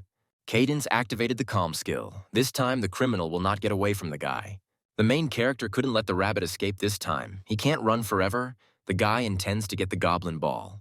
Surprisingly, the enemy was not very fast. Cadence managed to grab the rabbit by the ear. Cook took a step that was unexpected for the enemy. He simply decided to throw the enemy down, depriving him of support under his feet. The guy didn't expect that the ball would fly down together with the rabbit. Cook wouldn't have time to save the ball from destruction. Harley was on hand to help, and he rushed to save the fragile, valuable item. Francis did his job and prevented the goblin ball from falling to the ground and breaking. However, the final victory was prevented by a small stone. The player lost his balance and the ball was snatched from his hands. A bear appeared from nowhere and grabbed the ball from the guy's hands, and it all started to resemble a game of tag. It was necessary to find out who these people were and what goals they were pursuing. Cadence ran after the bear along the roof. Ranker did not manage to notice the danger in time, and the roof under his feet collapsed. He lost his balance. And then he appeared, the owner of the dungeon of level 3, level 500. Cook planned to get the ball before he appeared. Despite all the horror of this monster, Cadence has no time to panic. Only he can cope with the dragon. A clown began to laugh from the darkness. A guest appeared. Clowns are always bad news. No one likes clowns. Boss Velazar, the protagonist, was expecting to meet him, so this meeting was not a surprise. The boys were horrified by Cadence's nightmare, but their fears were nothing compared to the dragon. The commander ordered the team to leave as quickly as possible. He would buy time for the guys. Francis did not want to leave. The level 500 boss was already behind and was preparing to devour the main character, Emily screamed. Thanks to the girl's warning, Cook managed to jump away from the monster, and the shockwave threw the guy back several meters. The attack was so strong that even the squad was blown up. Now everyone is afraid of Cook's nightmare. Harley took the worst of it, but he could still fight. Gibbs was worried about Cadence. The ranker had no choice but to take on the form of a demon, otherwise he would not be able to win. That's what the squad members thought, but as it turned out, it was a copy of Cook, and the situation became much more interesting. The clone was an exact copy of the guy. It was as if he was looking in a mirror. It couldn't help but amaze. Apparently, the second Cadence was determined against the dragon Velazar. This is a real hope for success. The monster's attacks were terrifying. Their resolving power terrified everyone present. If the boss hit the guys, then a pile of ash would remain of them. The copy of Cook fought with dignity against the level 500 monster. The squad was left to watch from the side. Little Luther was amazed by the former power of his beloved lord. He could not believe that this was how His Majesty had been in the past. Francis couldn't understand why the enemy stood against another enemy. The boy didn't understand what was happening. Someone must have summoned this character. There is someone here who fears Velazar more than the main character. It seems that the monster is unable to use its full power, meaning that it is currently attacking at half strength. If Harley had met the real Velazar, he would have fallen down just from looking at him. But his skills are the same. The dragon uses endless flames of death, black smoke. This means that the characteristics of the weapons with which you can deal with the boss remain the same. And since Carl doesn't have such a weapon, he actually lost this fight, and this beast somehow finished off Cook, because he was without the necessary weapons. But even if Carl couldn't win, he could at least buy time. Now the squad must find the goblin ball before it is too late. This is the best moment. The enemy may think that the team is busy fighting the monster. There is no time to waste. The monsters that stood in his way were practically harmless. The main character cut them down on the run. The captain asked the guys to be careful, as real hardcore could start from here. An illusory Carl stood in front of the squad. Yes, he is everywhere. Apparently this is a second copy, to stop the group. But that's not all. The first Carl Velazar raised too much noise. Now more monsters will arrive here. Clearing this place turned out to be more difficult in every sense than conquering the dungeon train. It seems that Carl has become even stronger than at the first meeting, apparently having eaten several souls during this time. Emily hinted to Cadence that it was time for the guy to teach his pathetic copy a lesson. The player did not get the hint. The girl said directly that the ranker should also become a demon to equalize the forces. The others supported Gibbs's idea, demanding that the commander take his strongest form. It turned out that everything was not so simple. A demon is a skill for using a soul. Now there are children around who can suffer. The main character faced a difficult choice. The enemy was very strong, but innocent people could suffer. Gibbs began to put pressure on the captain. There was no time to think. There had to be another way. Cook decided not to endanger the children. He couldn't do that to them. The commander rushed into battle with the opponents. Emily was disappointed with Cadence's choice. Suddenly, the fight was interrupted by a bright light that illuminated everything in the area. The main character stopped. It was a green car that knocked down all the monsters in its path. The car stopped right in front of the guy. Cook was perplexed. The very idea of what was happening was crazy. The driver was Captain Carter from the Ark. It was his team that came to save them. It turned out strange. In the end, the captain himself saved the guys who were trapped by monsters. Cadence thanked Marlowe for saving him. He came just in time. The light from the headlights scared the monsters away, but the monsters can't stand sunlight, not just electric light. Carter noticed the detachment during the day, but he could not drive up because he was looking for that very light. The Jeep effectively dealt with crowds of monsters. Just think, since the release of Dreamworld, many have forgotten about cars. First, the captain saw Emily. He was pleasantly surprised. The fact that the guys gave a concert amused Marlowe. Such abrupt driving of Harley began to make him feel sick. He tried to switch to make it easier. The man said that he had been trying all night. But the conversation was interrupted by a knife being thrust into the roof of the car. As it turned out, not all monsters are afraid of sunlight, which greatly complicated the course of events. As expected, it was a double and even took a pistol shot calmly. Cadence, having torn out door cars, jumped on roof to Carl. Main hero decided figure out with copy once and forever. Charles decided pounce on Cook, but Boy grabbed enemy for hand and threw over through shoulder. Copy turned out to be V unprofitable position. By what player is in the lead V battle? False tried stand up. Having recovered from blow, he looked on his own enemy. Cadence wasn't going to wait. He didn't let Carl get up, slamming his face into the roof a couple of times. That's it, the games are over. Now Carl won't stop people from continuing their mission. Cadence lowered the copy's head to the lantern with sunlight. The guy became curious about what would happen to him. As expected, the light incinerated the enemy. Carl crumbled into pieces and disappeared. The main character stood on the roof and looked at the distant fair due to the fight with monsters. Some elements were destroyed. Cook decided to take the remaining souls from Carl for himself. The Ranker still hopes to save them. All souls rushed to the player. Now they are safe. They will not be used as a human shield. He waited patiently for every single soul to gather. Cook wanted to save as many lives as possible. Now the souls are in safe hands. The Ranker does not yet know a way to save people, but he will definitely find one. The captain decided to check how things were going and stuck his head out of the hatch. Cadence replied that they could continue on. The team went to a safe place, to a hiding place. It was there that Carter's squad hid from this cruel location. People were waiting patiently in the cache. Some were wounded, but overall the team had escaped without losses. Captain Marlowe entered the hiding place. He was glad to see his men. The squad was glad to see their leader alive, and the members rushed to Carter. But then Emily Gibbs entered the hiding place. All the men immediately began to fuss, and they brought her a healing potion. Marlowe was amused by this and asked one of the men if they weren't at all worried about their captain. The guys immediately started asking questions about where the reinforcements were and why the players were there at all. Here, Carter stood up for the guys.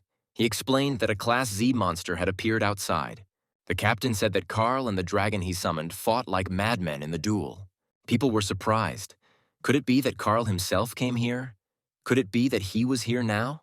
It seems they really believe that the Carl on the outside is the real one. People don't even suspect Gibbs's game personality, but that's not the main thing right now. Carter said this was their chance while Carl was fighting the dragon. Velazar. He shouted that the squad must immediately capture this dungeon. Are they really saying they found the goblin orb? Cadence thought the team wanted to escape from this place. Marlowe confirmed Cook's words. They really found the item they needed. Carter led the player to a familiar object. The main character was very surprised by the technology of Carter's team. Did they really think of patrolling the territory? With the help of the drone that is now flying over the fair, the people of the Ark have not erased new technologies from their lives. One could only dream of such a find in the first dream world, but now it can be used. Moreover, the drone can fly beyond the fair. The guide told Marlowe that he was almost there. Cadence was very interested in Carter's team's mission, as he was also hunting for the orb. The drone flew to Laffy's tower. Cook asked if it was possible to fly closer.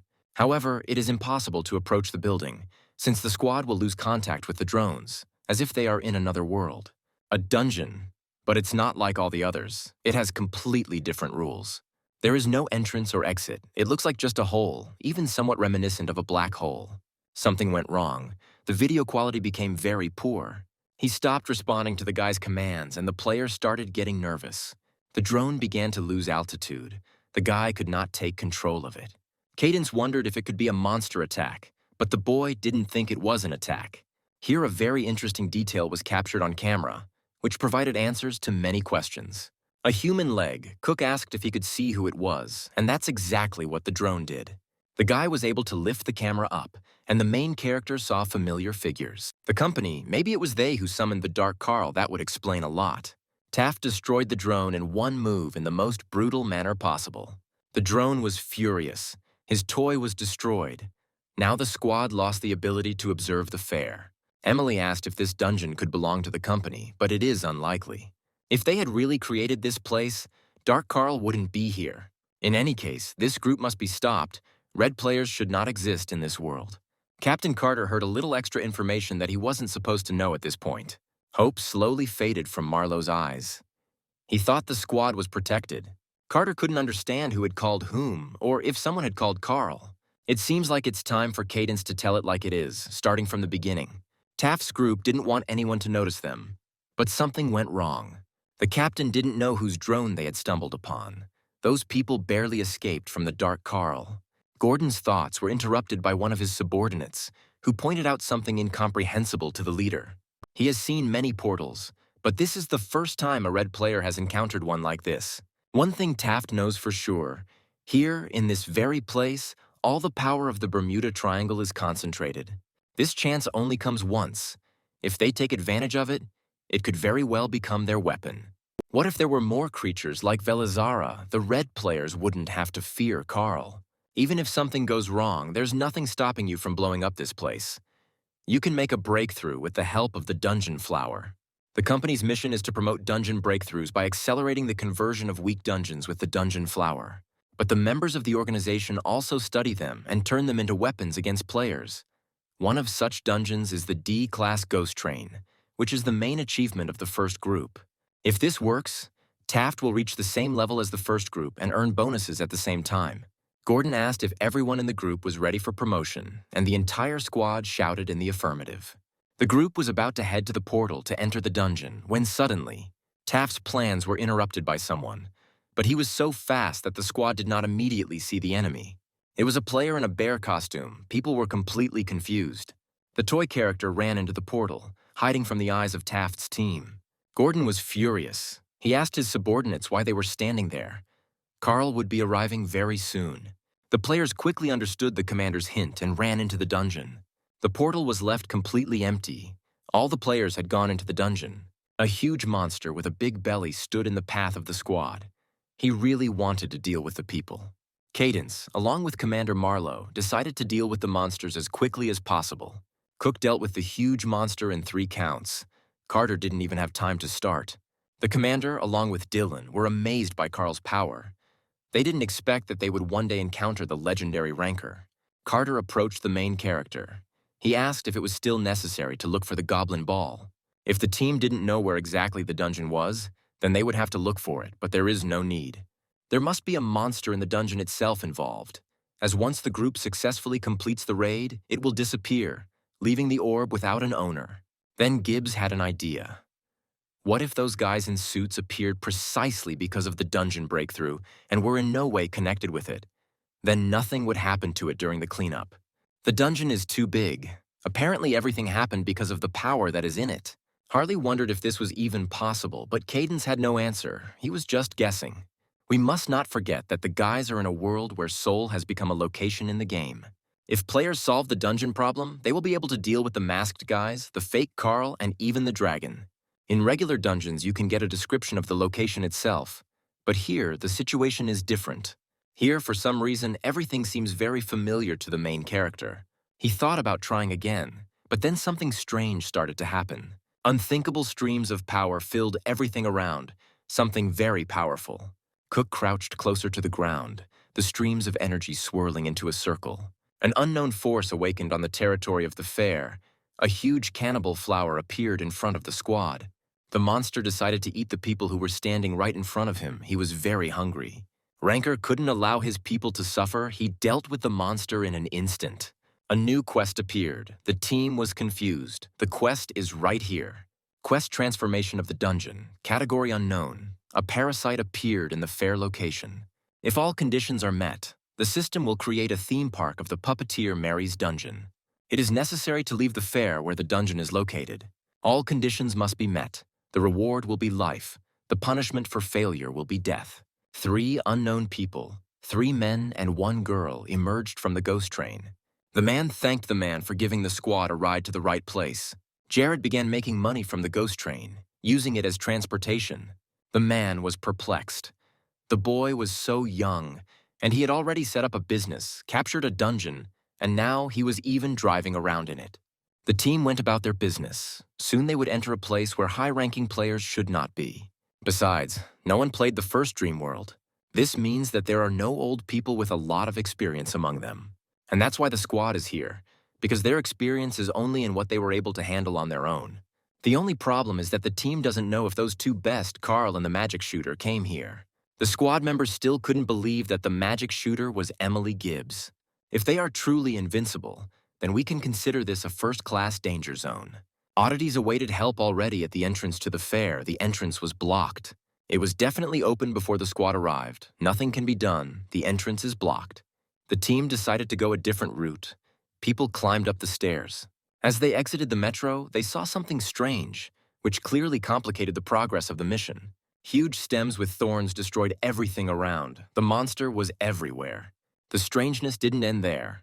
Velazar flew overhead. The squad was not at all happy about the dragon. They were not warned about such a strong enemy. The guy quickly realized that this creature was about Class Z. The guys were not ready for this.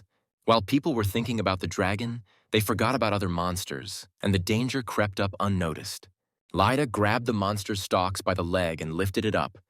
The hostage asked the monster to lower him to the ground. The cannibal flower did just that, and the landing was not soft. The team began to carefully approach Brooks. They did not know if their comrade was alive.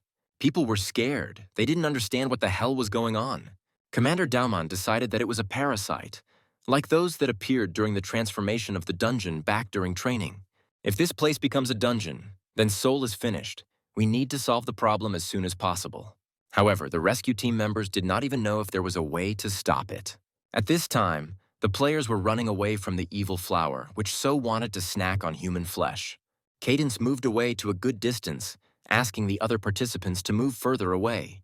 Having activated the skill of Needle Frost, the protagonist rushed to attack. He decided to freeze part of the parasite, an area of Bermuda where many people have mysteriously disappeared. And apparently everyone was eaten by this creature. The entire territory of this sector was a place where dungeons appeared. These parasites must have affected not only the players, but also the monsters in the fair itself. Now, it seemed, Cook realized that he was in this tower, and the squad decided to go straight there. There is something like a greenhouse where these man-eating flowers grow. It will take a lot of time and many conditions for this place to turn into a dungeon. The squad still needs to hurry. They have to find the boss monster faster than the guys from the company do. If the players can defeat the main monster, the transformation process will stop. This is the only way to stop a new dungeon from appearing. Captain Marlowe decided to point out that the guys weren't trying. Even the rankers couldn't stop a transformation of this scale. First, they had to return to the Ark. However, players cannot afford this. Cadence is sure that those people from the company will definitely try to speed up the transition with the help of the dungeon flower. We must go right now. The squad is obliged to destroy the dungeon. The man-eating flower was too close to Audley. The player already thought that he would be eaten. The magic shooter could not allow the death of one of her comrades. Emily covered the guy by shooting straight into the monster's face. Cadence ran ahead, freezing the monsters, thereby clearing the way for his comrades. Francis and Little Luther came next, making sure that the remaining stems did not attack the squad. Afterwards, everyone else ran. The portal was just a stone's throw away. The main character found himself at his destination and stayed to wait for the others in case of an attack. Harley decided to go into the dungeon first. Cook asked the guy to be careful. Gibbs was worried about her friend, But the ranker had to make sure that every member of the squad was safe. Finally, Captain Carter was the last to run in, and now all his comrades were in the dungeon. Cadence decided to check. There was no one left. The fair was filled with cannibal flowers. The thorn stems headed straight for the ranker, wanting to finish him off. It's time for Cook to go to the dungeon and clear it out as quickly as possible. The guy was glad to say goodbye to the greenhouse monster, but the player didn't like it.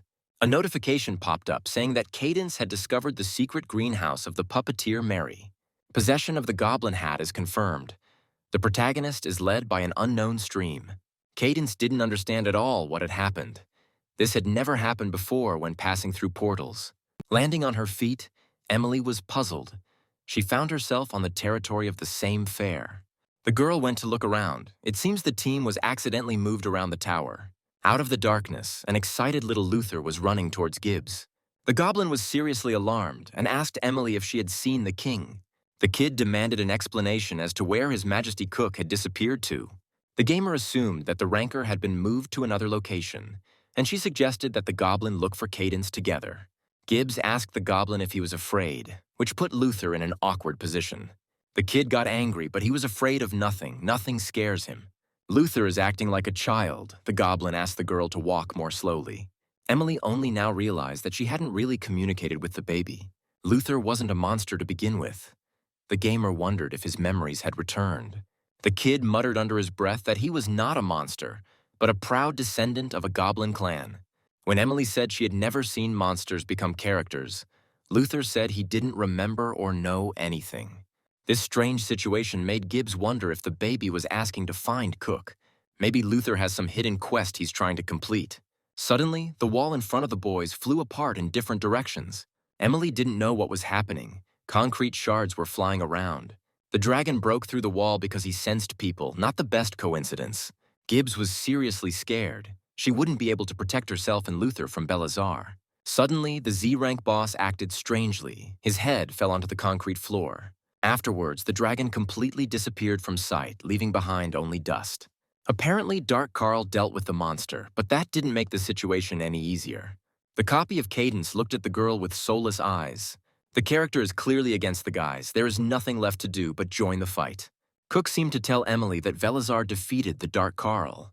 This means that the revolver can easily cope with another copy of the legendary ranker. At this time, Cook was being pulled by someone's stream, and finally, after a long time of falling, he felt support. The guy found himself in an unknown place. There was only emptiness around. The entire floor, walls, and ceiling are painted white, like a drawing sheet. Even the shadow is not reflected, which means this place is the kingdom of the game. Suddenly, a voice rang out throughout the space, announcing the arrival of a precious guest.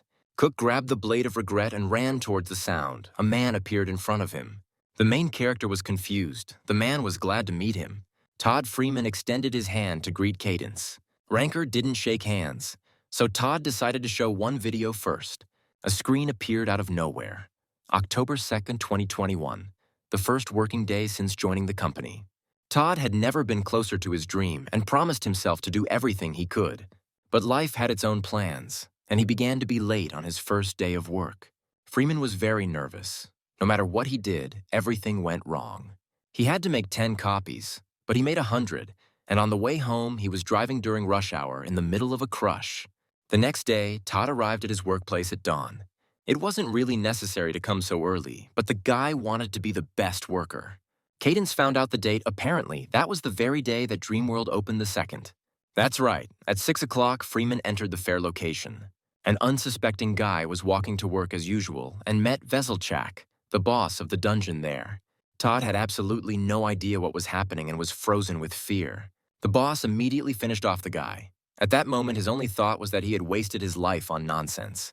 However, the goblin ball, for some reason, Pierrot used it. In this way, the boss resurrected Todd, so the character became a puppet. Freeman was completely left without memory and could not feel anything due to the curse of the merry man. In addition, the boss gave the guy the ball, which saved Todd. The clown ordered to kill all the people who came to the fair and at that moment quietly disappeared. Welcome to the fair, a world full of hopes and dreams. Have a good time. And after that, people who came here found themselves in the night opening, and the fear that settled in their heads soon turned into monsters that haunted the survivors. But the real tragedy only occurs when those who survived finally realize what happened. They understood the main rule. Every time a new person arrived and the night shift began, another monster appeared. Because of this, every time someone new appeared, they took their life before darkness came. The problem was that in the end, they themselves died. Cook asked why the guy was showing him all this. Todd himself didn't know. Maybe so that they wouldn't forget about him. Maybe to prove that it wasn't his fault. Cadence asked the guy what he meant. Freeman replied that it was just the thoughts of a former employee named Todd Freeman. Afterwards, the character took the form of a bear and asked if Cook knew this doll, meaning that Todd was that very bear. It turns out that it was he who attacked the squad and escaped with the help of the ball. The doll that the players met was not Freeman at all. One could say that these were just cogs that made the fair work perfectly. The protagonist asked if the dolls were under someone's control.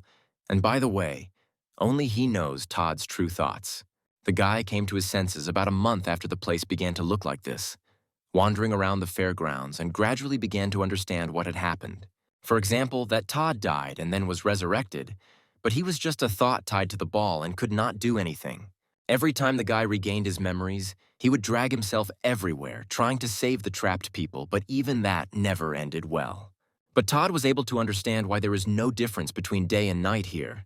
Veselchak likes to read the story of gloomy stories.